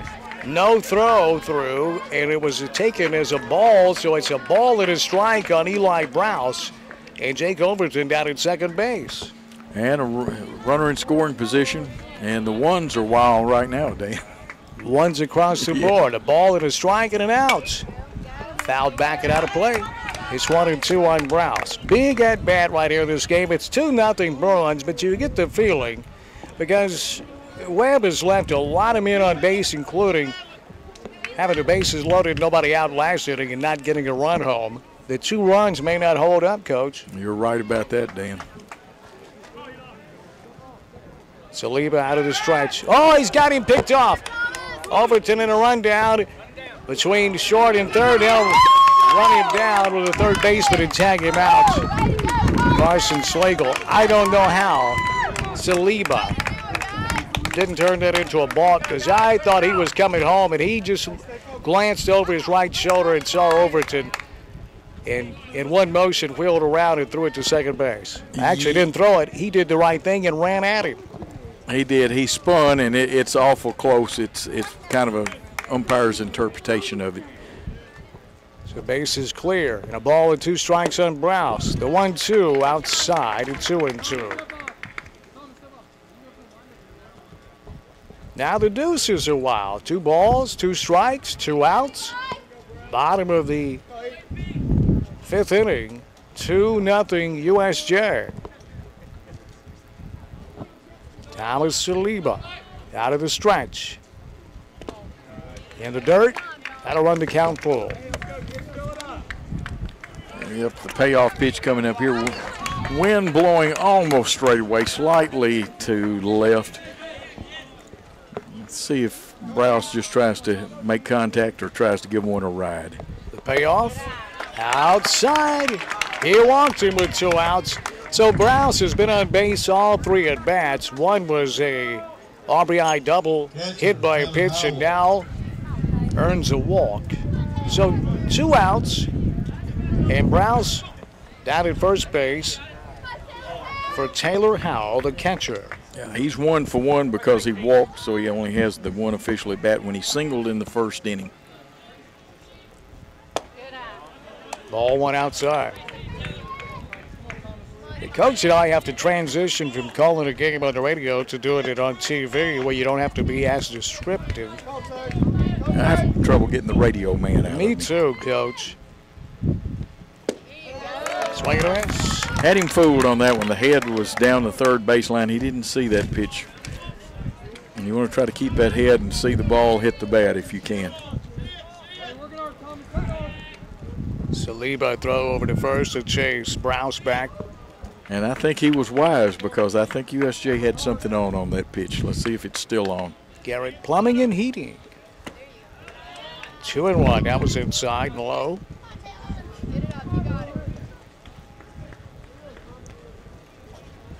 Still amazed at that job by Charlie Darnell to get out of the 5th inning.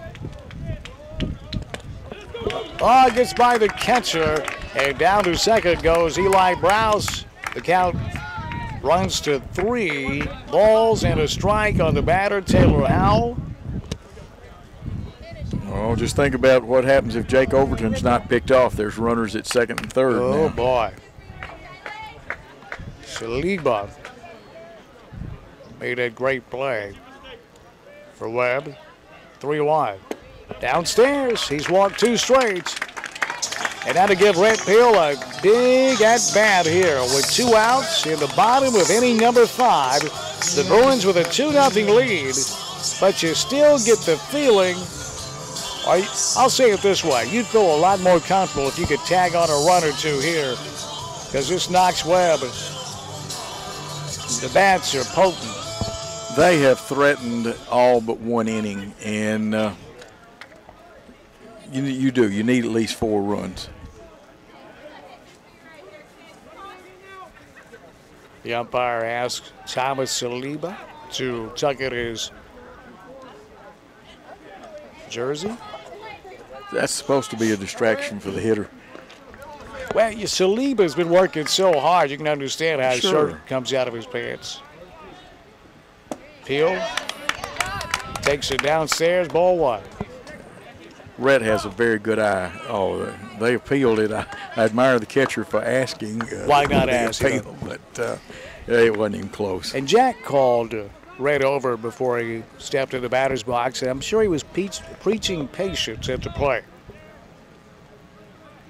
The 1-0. Outside 2-0. That, and don't drop that back shoulder. Sometimes on some of the low pitches, we have dropped the back shoulder way too much, and that's the reason we've had some fly balls and some missed pitches. Well, if Rhett could become patient at the plate, 2-0. Swing and a miss, the fastball. Blew it by him. Yeah, that's a great fastball, and he gave that quick rip at it.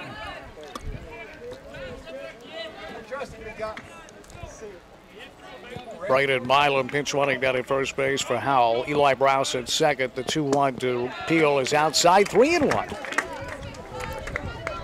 Dan Reeves, that's my name, along with Coach Joe Holloway. Big hole in the right side of the infield between first and second, Dan. We'll have Man Ram producing the second game for us. 3-1. Ooh. On the corner, called strike 2. That was on the black. If it was. That was in the Pinocchio corner. You know what I mean? I know what you mean, Coach. Here's the payoff to Peel. They'll be running on the pitch. Swing and a miss. He struck him out. A big strikeout for Saliba. And we'll move on. We're getting late in the game. There's only 6 outs left for both teams. We move to the 6th inning. It's 2-0 USJ. This game being presented For USJ, no runs, 1 hit. 2 men left. by Garrett's Plumbing and Heating. Charlie Garrett and family. Great Jackson family. And a great organization with Garrett's Plumbing and Heating and air conditioning. Because right now you need the Garretts to come out and check, make sure your unit's in good working condition. We're in the upper 80s today, Coach. It's time to quit playing games, isn't it? It'll save you some money, and you don't want that air conditioning unit quitting on you in July. Oh. You want to do the preventive maintenance. Have them check it out. They'll do what they'll tell you if it's, good, bad. Charlie, a great guy, very honest young man. Oh, is he not? I mean, Charlie and Candy. Family-owned business. Of course, Charlie had a son that pitched here last year. Alex, Yes. he's on to Rhodes. Boy, Alex was good, wasn't he? He was very crafty left-hander, and he could bend that baseball. He certainly could. Hey, we're missing Keith Shirley's show. I'm sure it's lively talk with the city council's vote this morning. Yeah, I think something that UNC What do you Bass think? have gotten on. Everybody needs, you don't need to be on the red team. You don't need to be on the blue team. You need to be on the red, white, and blue team. You like that, Coach? You're a I great agree American. with you and I know you are. with Bass, and I think it's all a bunch of mess. I think that spending has not been done wisely by either organization. I will be critical. I have some experience in small cities management, and we've put ourselves in debt both in the city and the county. The county a little more frugal, but then there's been waste in the education department. Leading off the 6th for Knox Webb is Peter Schaefer. Swinging a man, strike 1. Charlie Donnell, the big right-hander. Been on the mound the entire way for USJ. He's given up, well, he spread 5 hits out over 5 complete innings. He really has. Schaefer 1 for 2 today. He and Slagle, the guy coming up behind him, both have been on base, and so these young men are threats to get on. Squares the bunt, takes it high. The release was kind of high, and I think Charlie let that, when he squared around, bother him a little bit. Did you see how far Eli Browse was in? If that's football, he'd been ready to make the tackle. You ain't kidding. And he can.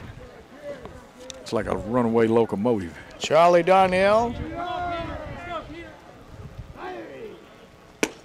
Ooh, fast strike on an inside corner. Charlie's got it working today, doesn't he? He sure does, and that pitch, there wasn't anything that Schaefer could have done with that pitch because he was tight, and he's moved back about an inch in the box. Got him at a ball and 2 strikes. Leading off, hitting number 6, Schaefer. Steps out of the box. Both teams, you can tell they're well coached. They know when to step out when the pitcher's taking too long. 1-2. Ball. Must have just been a little outside, Dan. Couldn't have been by much, could it? No, it couldn't. So 2-2 on Schaefer. Darnell out of the windup and coils, fires. Just off the plate. It's outside. That'll run the count full. Well, that's a Maxwell Smart pitch. Missed it by that much. It was just out of the zone, wasn't it? Yeah. He said, catch me outside. How about that? Darnell. Walked him. Low and inside. Schaefer, give him credit. He was in a 1-2 hole with a hot pitcher on the mound. Well, he worked him to earn that, so this brings up Slagle, who was on in the first, or actually the second, with a single, advanced to second, and then lined out to the shortstop. Carson Slagle.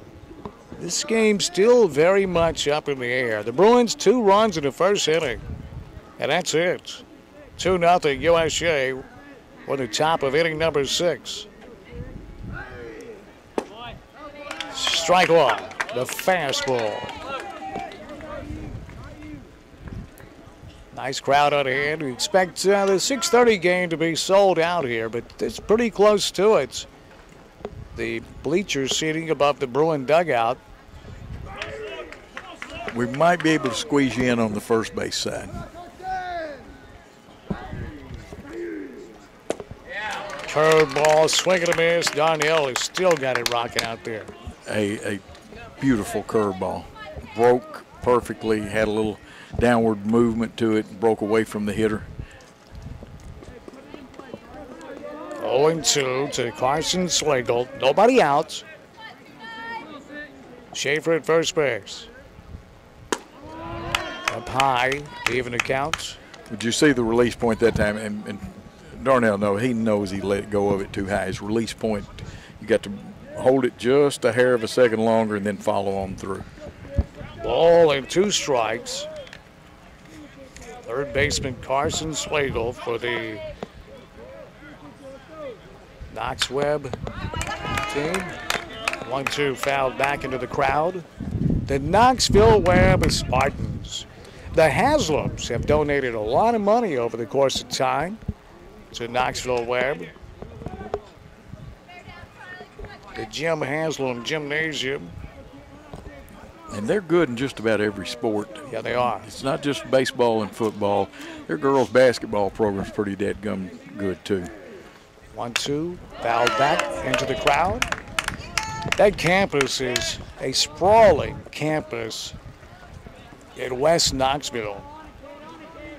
Yes, it is. A beautiful place. But you know what? We're on a beautiful campus, and the Bruins have sports that compete on the statewide level in every sport they try, and look for them to take the tennis honors again this year. Well, to prove your point, just off to our right, the Lady Bruins softball team in the sub-state played a doubleheader against Friendship Christian Academy. They started at 5. They'll play again at 7. Throw to first to chase Schaefer back. Fouled back again. Not a play. Ball and 2 strikes has been that way for a while.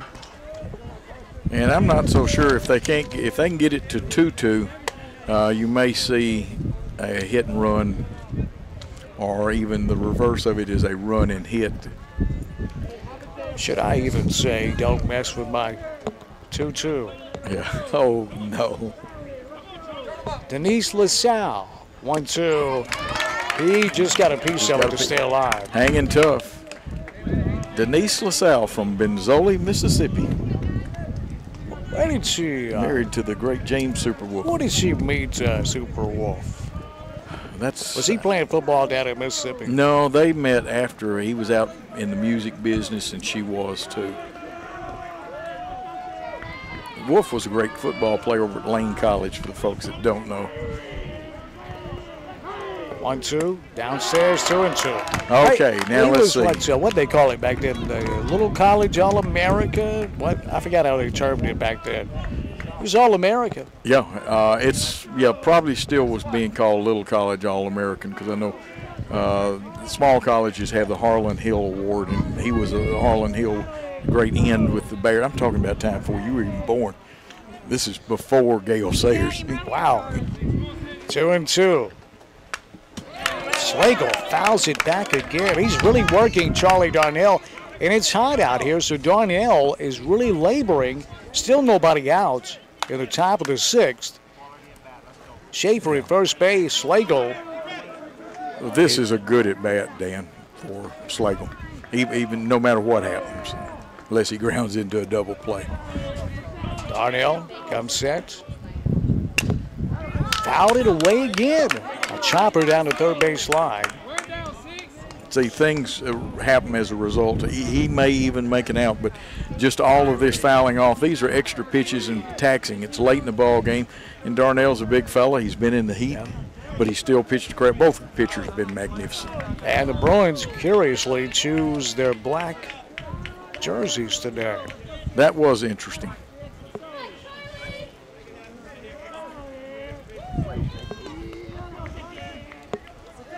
Two. Popped him up. It's going to get back and out of play.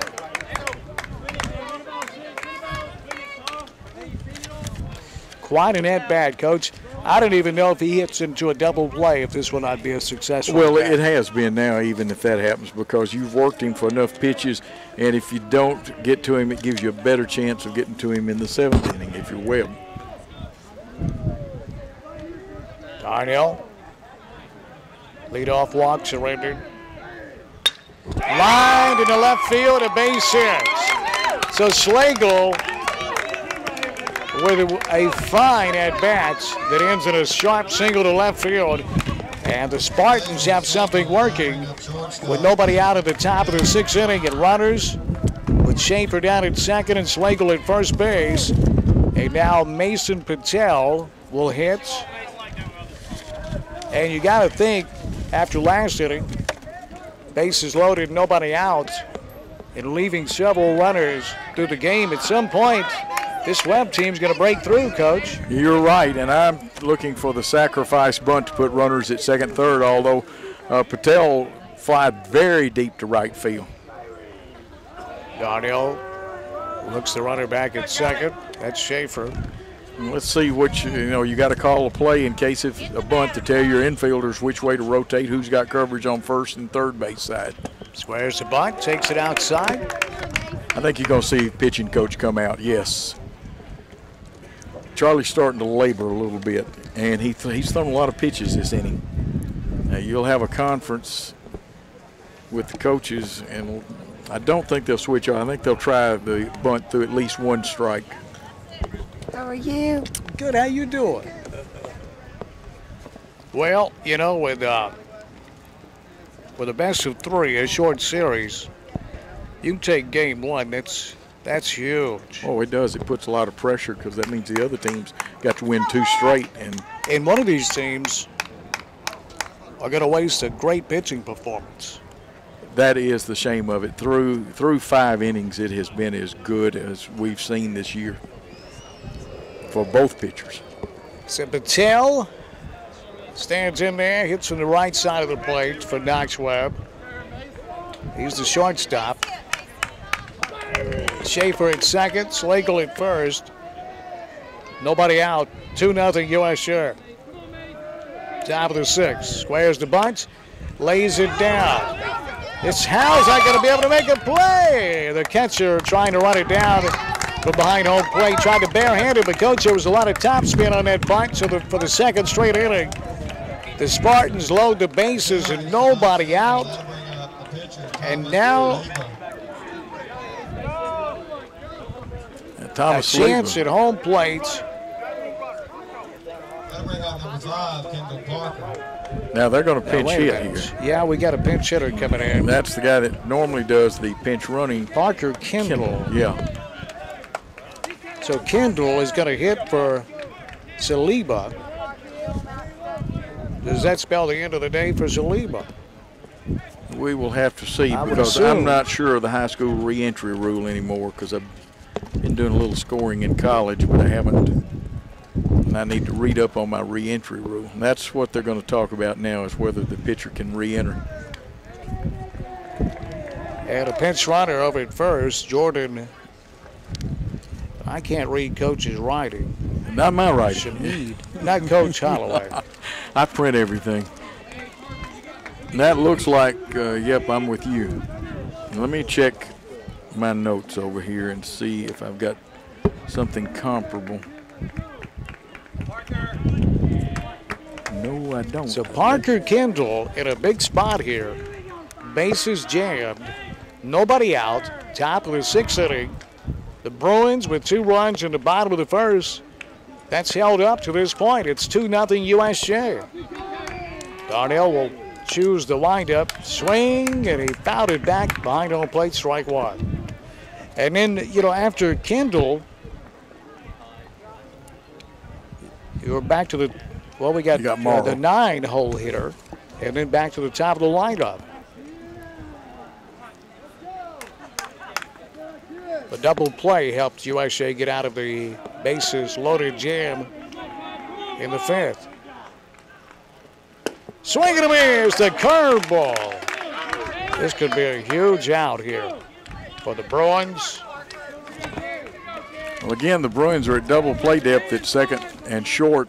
They're coming to the plate at first and third, and obviously the pitcher would come to the plate. 0-2 on Parker Kendall. Darnell, high chopper to first base. They'll come home with it for one, and that's all they have time for. Nice play over at first by Nate Wall, because he had to wait on that baseball to come down and then go home with it to force the runner out at home plate. And Howell didn't have time to turn two, but when you wait on a baseball to come down off a big hop like that, you can lose your patience and fumble it, and Wall stayed with it to make the nice play at out number one. Yes, he really did. And that one was a close bang-bang play. I'm glad I didn't have to call it from this angle. It was close. Yep. So now John Merrill, the right fielder. First pitch called strike one. Can Darnell pull a rabbit out of his hat for the second consecutive inning with the bases loaded, nobody out? Bases still jammed with one out. 0-1 to Merrill.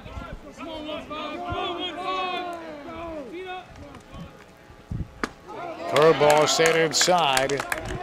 A ball and a strike. Charlie Darnell starting to show a little sign of tiredness. Some of the pitches staying high. And, of course, Needham had a big hit back in the fifth. Got all the way to third, but did not score.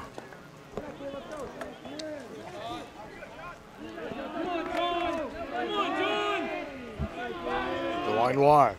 Outside, 2-1. John Merrill. It's out of the 9-hole, stands in there. And, Dan, there is activity down in the USJ bullpen. It's a hot day here at Bruin Park.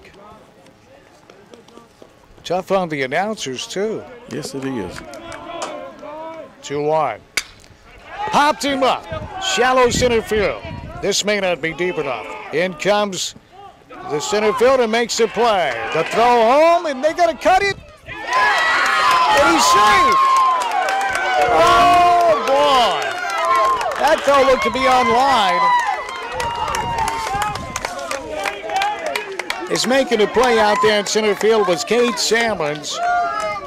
Wall was the cutoff man at first base. He came and cut it right at the pitcher's mound. And then threw home and nearly got him, unlike Derek Jeter. The coach, I don't know, I think you let that one go through. Yeah. And it looked to be on the money. He was out, Dan. The guy said he didn't get him, he got under the tag. No, he didn't.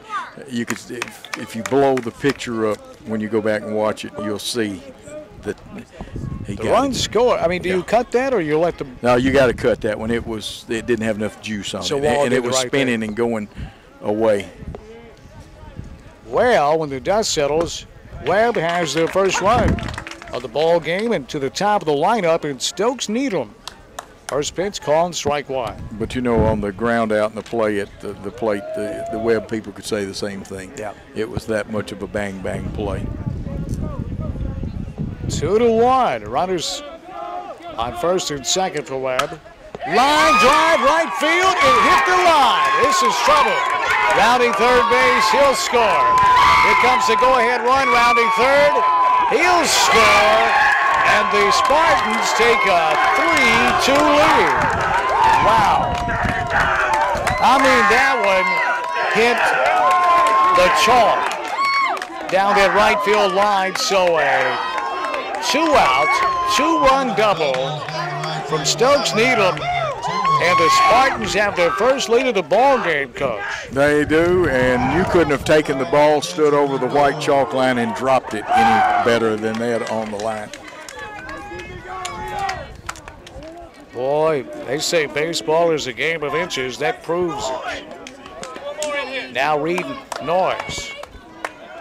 2 out and Needham down at second. Pick off a tip. Nearly thrown into center field as Booster Cowage had to climb the ladder to knock it down. So Needham is back safely.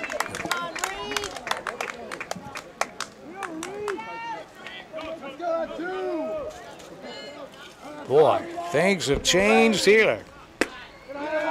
Strike one called. Really has, and you could tell a little tired of some pitches that were getting in earlier. There were several that were high, and put yourself in a position where you've been ahead in the count most of the game. You get behind in the count, you have to throw it in there. Outside 1-1. It's a big run down at second base with 2 outs. We're the top of inning number 6. Knox Webb has put a crooked number on the scoreboard to take a 3-2 lead. 3 runs here in the 6th.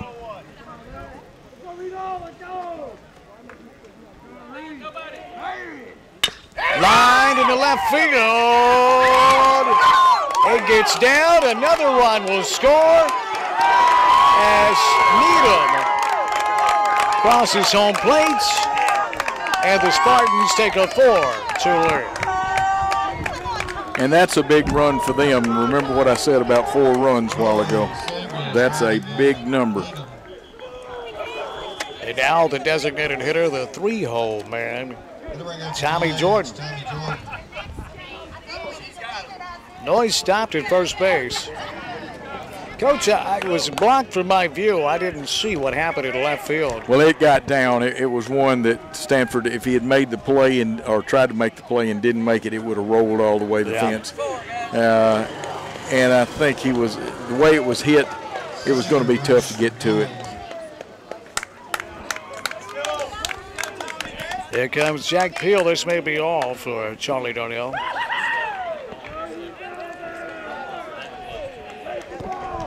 Warming out in the pen. Cole Salmons. And he'll get the call. Not Salmons. Darnell pitched a heck of a ball game. Wills kind of came off here in the 6th. A play here or there, though, it could have been a different story. Instead of close, well, don't quite close the book on Darnell just yet. Still a runner on first base with 2 outs. It is Cole Sammons. We'll be right back.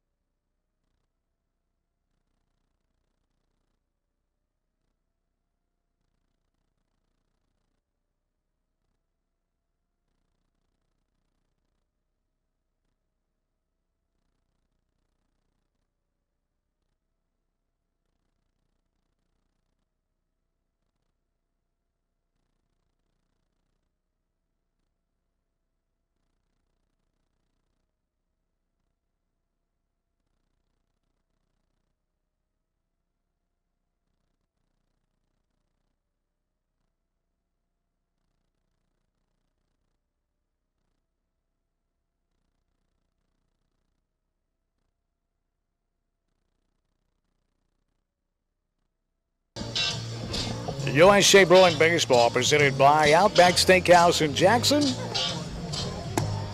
No rules, just right, Coach.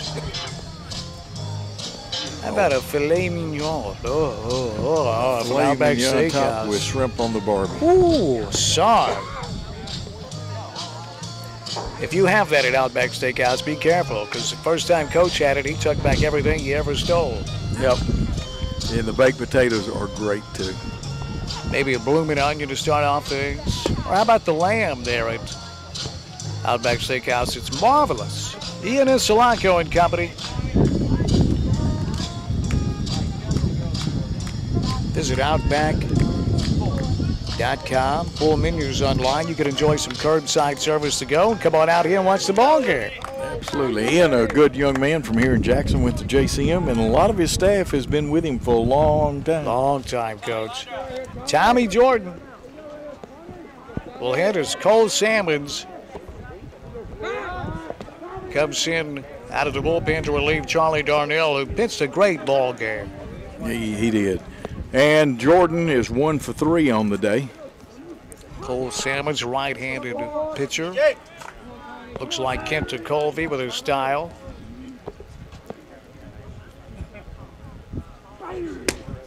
Sidewinder, outside, ball 1. You can tell it's hot and humid. You see Taylor Howell have to wipe his hand before he threw the baseball back then. 4 runs are in at the top of the 6th inning for Knoxville Webb to take a 4-2 lead.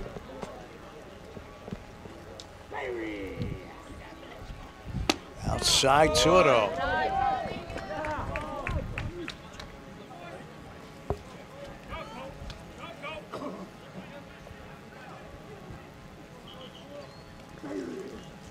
Two balls, no strikes. 2 outs. Way outside, 3-0.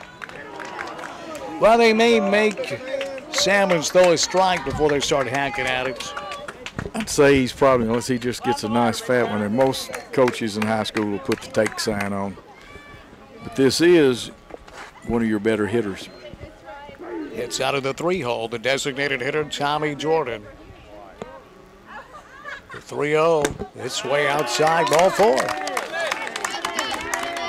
So not close to Jordan, and the inning continues. For Knox Webb, Nathan Johnson, the cleanup hitter. With runners on first and second, 4 runs are in. We're at the top of inning number 6. The Spartans have a 4-2 lead over USJ. And Johnson 0 for 3 on the day.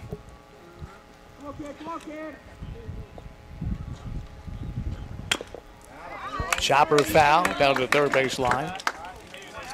Good pitch, but now Sammons wants to keep the ball low. When you're a side armor like that, if you get it and it rises and doesn't rise much and gets over the heart of that plate, somebody can lose one for you. Oh, yep. So you want to keep it down, and you'd love for it to come in on that low inside corner or either tail away just out of the strike zone.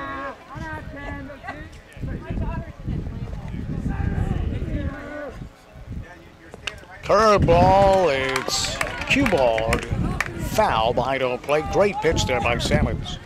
Yeah, that looked like we were at Joe's pool hall then. didn't it? We'll be joining 101.5 here in a few minutes.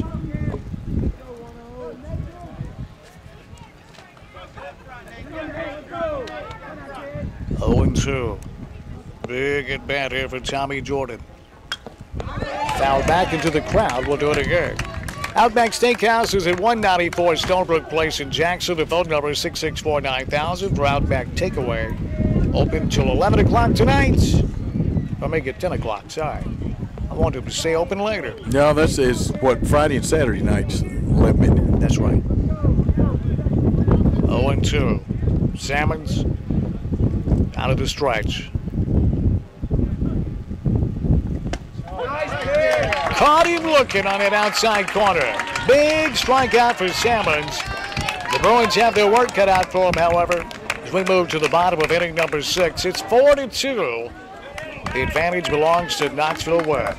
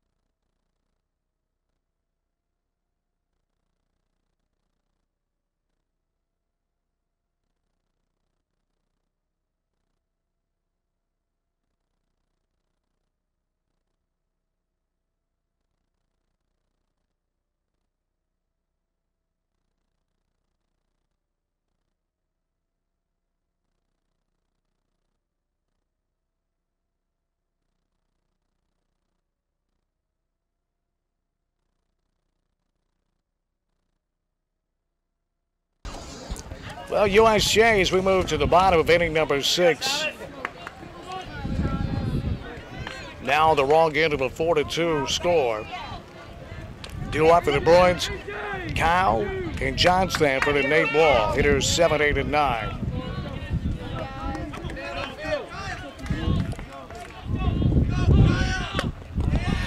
Upstairs, ball 1. Thomas Saliba still on the mound, so he was bench hit for. But with re-entry rules, Coach, he comes right back in the pitch. He sure does. Fly ball over the, well, pardon me, that wasn't a fly ball. That was a base hit to left field. Baltimore chop again.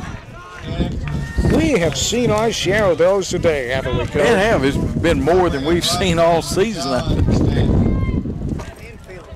Now it must be hard today. Now the brother, John Stanford's. So a nice start to the bottom of the 6th inning for the Bruins.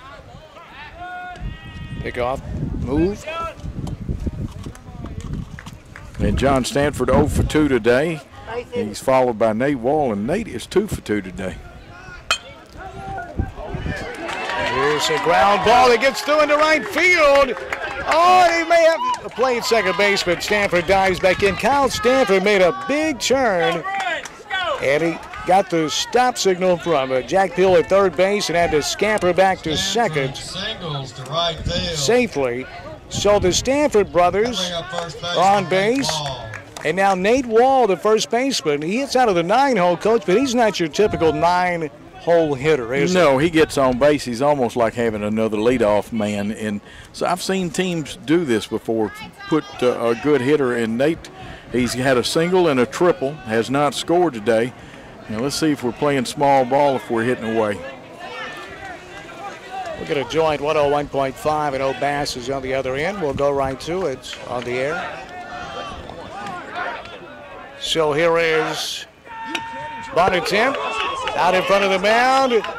Saliba fields it in the first base to retire.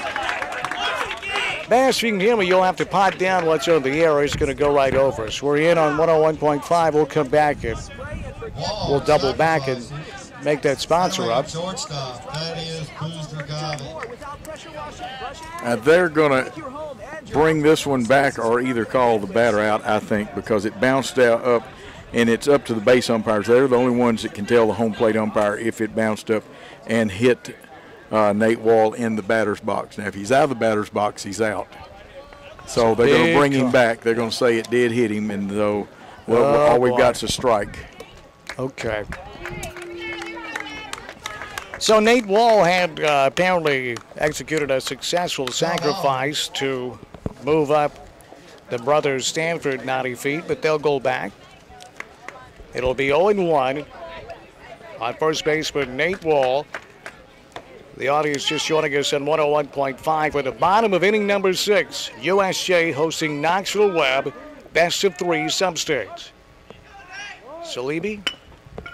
Nice bunt laid down. Only one play to first. It's a low throw, and it's dug out at first base to retire Wall, and that may be the play of the game if Webb holds on to win it. Covering over there to make a tremendous stop was A.J. Chambers, the second baseman, who's played perfectly in the field. That was a tough hop. Chambers made the play for Webb. So one gone, and the brothers Stanford move up to second and third base. To the top of the lineup go the Bruins and Van Cabbage, who's due today. He sure is. Saliba fires, ball one inside. So USJ scored 2 in the first inning. That held up to the top of this inning in the 6th. Webb put 4 runs on the board, and now the Spartans lead it 4-2. Here's the 1-0. High chopper, left side of the infield, gets over the third baseman. Fielded by the shortstop on the grass, but he won't have a play. And Kyle Stanford will trot home, and the Bruins are within a run. It's 4-3. Knox Webb still leads it, Coach, but 1 out at the bottom of the 6th inning. And now runners on first and second for Cade Salmons.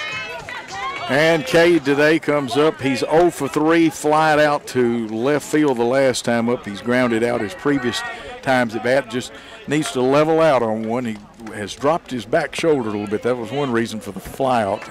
And the junior pitcher for Knoxville Webb, Saliba, who's pitched the entire way. It's hot out here.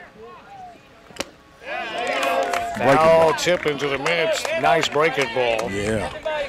Both pitchers, and Darnell made some good, but he got tired and got a little high with it and took advantage of it. Saliba has a good long rest, plus he didn't have to hit for himself that last inning. Well, Saliba, who made a play of the game right now when he picked off a runner at second base. Tried it again. Bruin fans thought he balked. The 0-1. Hammer, right field, deep, way back to the track. At the wall, this ball is caught at the wall. Tag it up in second base. And moving over to third is John Stanford. They'll throw behind him, but he's back safely. I mean, that one nearly got out of here. The catch was made at the wall out there at right field for the second out. Second baseman, Jake That was John Merrill out at right field. And now Jake Overton, who hits in the 3-hole for USJ, plays second base. Runners on the corners. 2 outs. We're in the bottom of the 6th inning. Knoxville Webb 4, USJ 3. 1 run is across here in the bottom of the 6th inning. Jake Overton 2 for 3 today. Hits in the 1st and the 5th innings. Strike caught in the outside corner. Eli Browse on deck, and he's red hot. He's been on base all 3 times at bat today, with an RBI double included. Now backing out of play. Sandwich in an 0-2 hole. Or make that Overton. And now he just wants to make contact. You've got to guard the plate. You've got a runner in scoring position. That time the runner was off with the pitch. 0-2 on Jake Overton. The 0-2 fouled back to the screen. We'll do it again. Hanging tough. And this helped. This is what helped Webb in the last inning, as a couple of batters, especially leadoff man, hung tough. And how many pitches were fouled off? Jake wants to hang tough here. 0-2. Saliba working out of the stretch with runners on the corners. Fires in the dirt, gets by the catcher. Here comes Overton. He will score. He's safe. Slides under the tag. And Saliba, posing for the umpire to appeal that call, fell asleep. And Pusta Cabbage makes him pay by taking third base. The young man thought he had him, and he did apply the tag, but what he didn't realize is he was on the first base side of the plate when he caught it. You can go back and watch our replay here on WNWS.com and see that. And the Bruins showed a lot of intestinal fortitude after surrendering the lead. At the top of this inning, you've come back to tie the game at 4. That's a real white knuckler here. It's a real white knuckler. Outside, that'll run the count full, so you never know how a young guy responds. Saliba thought he had him at home plate. They make it 2-2 on Jake Overton. 2-2. It gets by the catcher. Here comes Pusta Cabbage. He'll score. And the Bruins take a 5-4 lead. The coach go back to Saliba, arguing with the umpire at home plate, allowing Pusta Cabbage to take third, and Pusta Cabbage makes him pay with a run. You have to stay in the game and keep those extra bases from being taken. But you got to give Jake Overton credit, no matter what he does now in the at-bat. Remember, if he hadn't fouled off those pitches, he had an 0-2 count. Payoff pitch to Overton. Fly ball, center field, shallow. Here comes the center fielder. Up goes the shortstop. They can't get to it.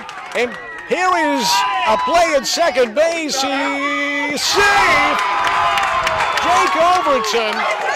And now Overton's going to try for third base. And he's safe there as well. You'll hear a protest. The ball beat him to the bag, but it was Overton sliding around the tag safely. And I'm not real sure what I just saw here. Is that seeing guy fly ball to shallow center field? It looked like of the 9 players on the field for Knox Webb, 6 of them went after that fly ball that landed safely. And when Overton saw the ball out in center field and nobody covered second, he never broke stride and beat the play to second base. And then Webb kind of went to sleep and he took off to third because no one was there.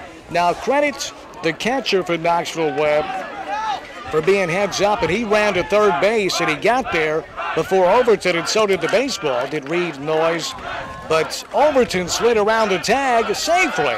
And now Eli Browse, as the Bruins have taken a 5-4 lead, the hottest hitter on the team stands in there with 2 outs and Overton down at third base. You're right, Dan, and Browse is 1 for 1 today. He's been hit and he's walked. Strike one. Well, Jake Overton must have more moves than a hula girl down there. I'm telling you.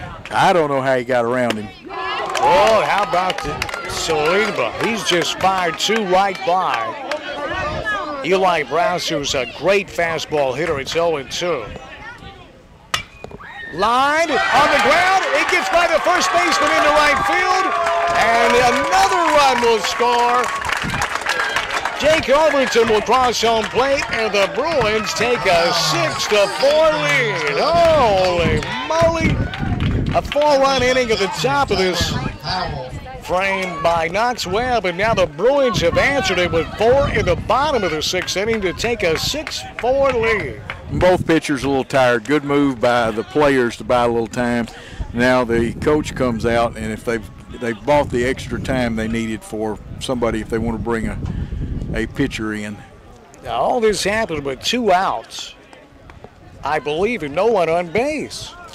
Well, let's go back and check it. To start this inning, no, Kyle Stanford got a single, followed by John Stanford single. Then Nate Wall sacrificed them to second and third.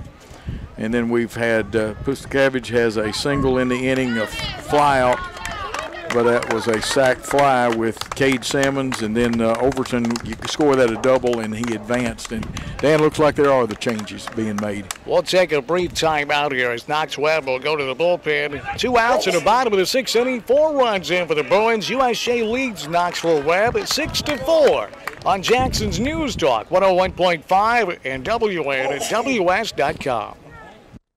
Today we're going to do the King Taco, King Taco.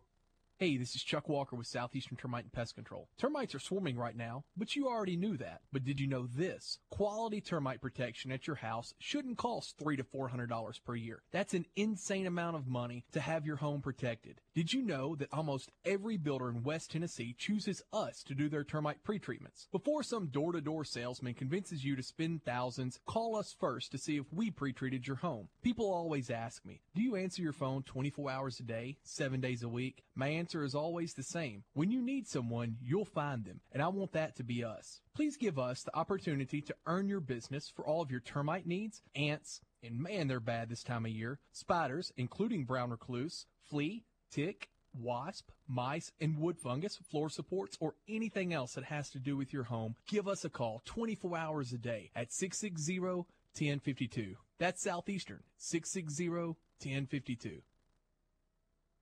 When you step into King Jewelers, you're stepping into a family. Bring us back into this view. 30 years of experience. Let Grover King set you up with estate jewelry or the amazing Citizen Echo Drive watch, as well as custom design jewelry. King Jewelers buys gold and silver, offers Rolex repair, as well as watch and jewelry repair. Check out the selection of gemstone jewelry and diamond stud earrings. Store hours are Monday through Friday, 9:30 till 5:30 and 10 till 2 on Saturday. King Jewelers, 16B Conrad Drive, and a brand new King Jewelers location in downtown Jackson.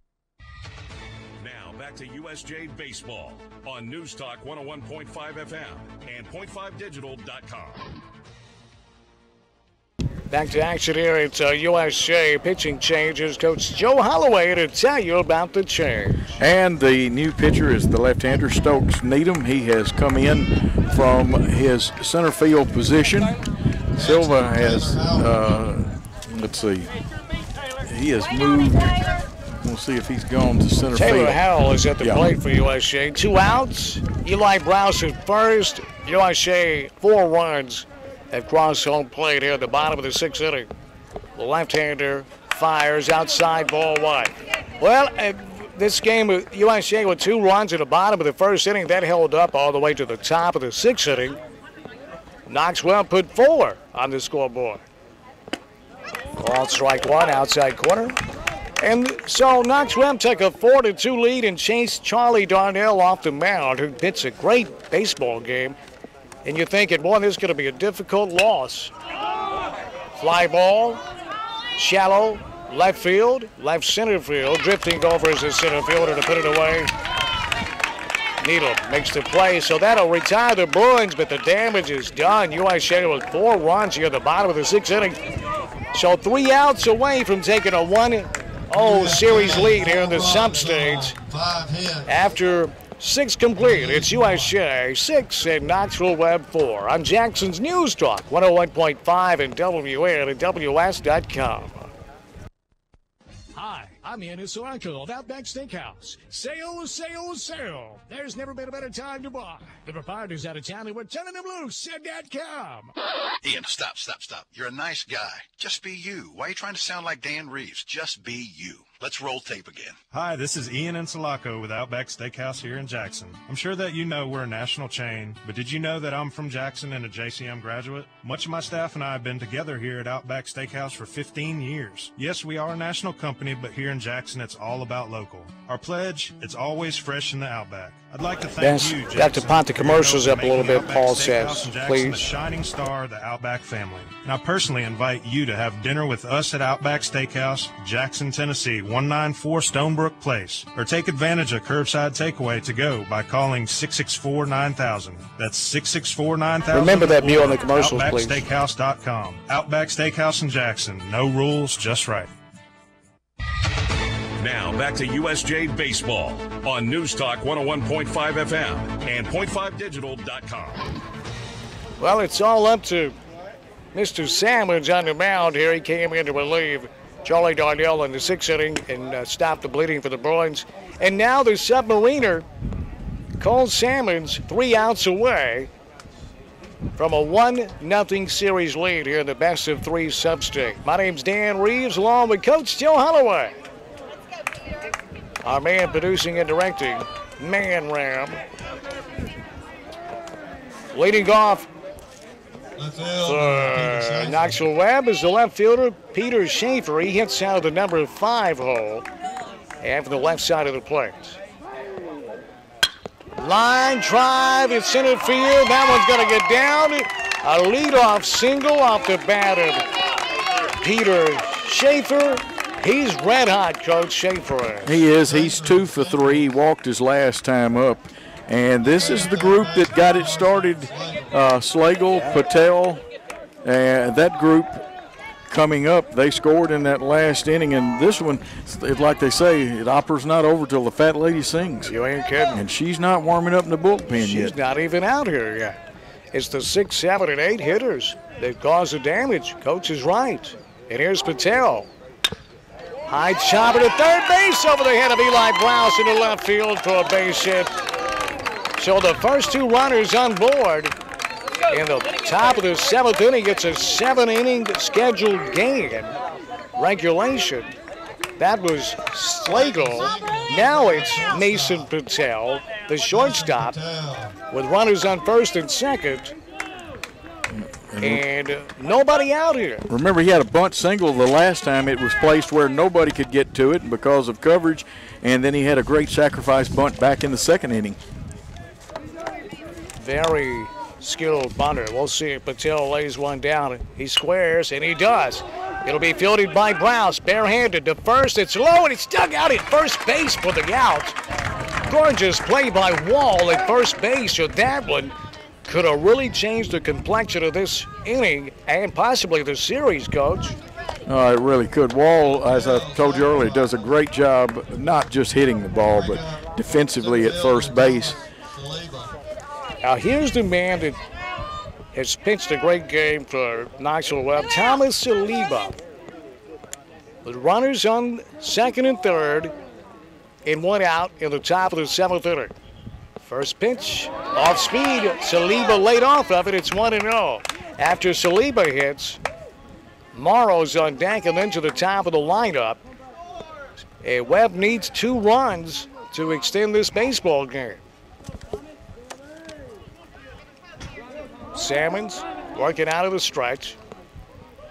The Submariner fires up high. It's 2-0. Now you want to get the out because the runner at third, yes, it's important to keep him from scoring, but not at the cost of not getting the man out and cleaning the bases. You want to get this hitter out. 2-0 to Saliba. Cole Salmons, 2-0 pitch. Swing and a miss. It's 2-1. High drama in game 1 of the best of 3. Knoxville Webb playing here at USJ Baseball Substate. Salmons gets his sign, fires, swing and a miss. It's 2-2. One more, Cole. Coach, this is the very definition of a real white knuckler. Absolutely. Could even be close to being a slobber knocker. That's in rare air. 2-2.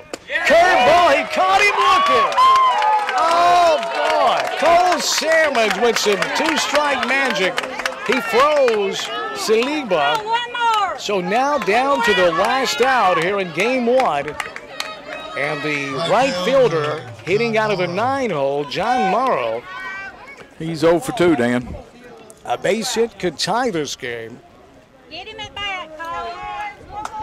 Stokes Needham waits on deck. He's the leadoff man. You want to get this man right here if you're Salmons. Salmons downstairs, ball 1. And Salmons wants to stop getting behind these hitters. Big at bat right here. Come on, Cole. Get him at bat. Cole Salmons on in relief. The 1-0. Bounce to third. Browse comes up with it. Fires to first in time to retire the side, to end the inning and win the game.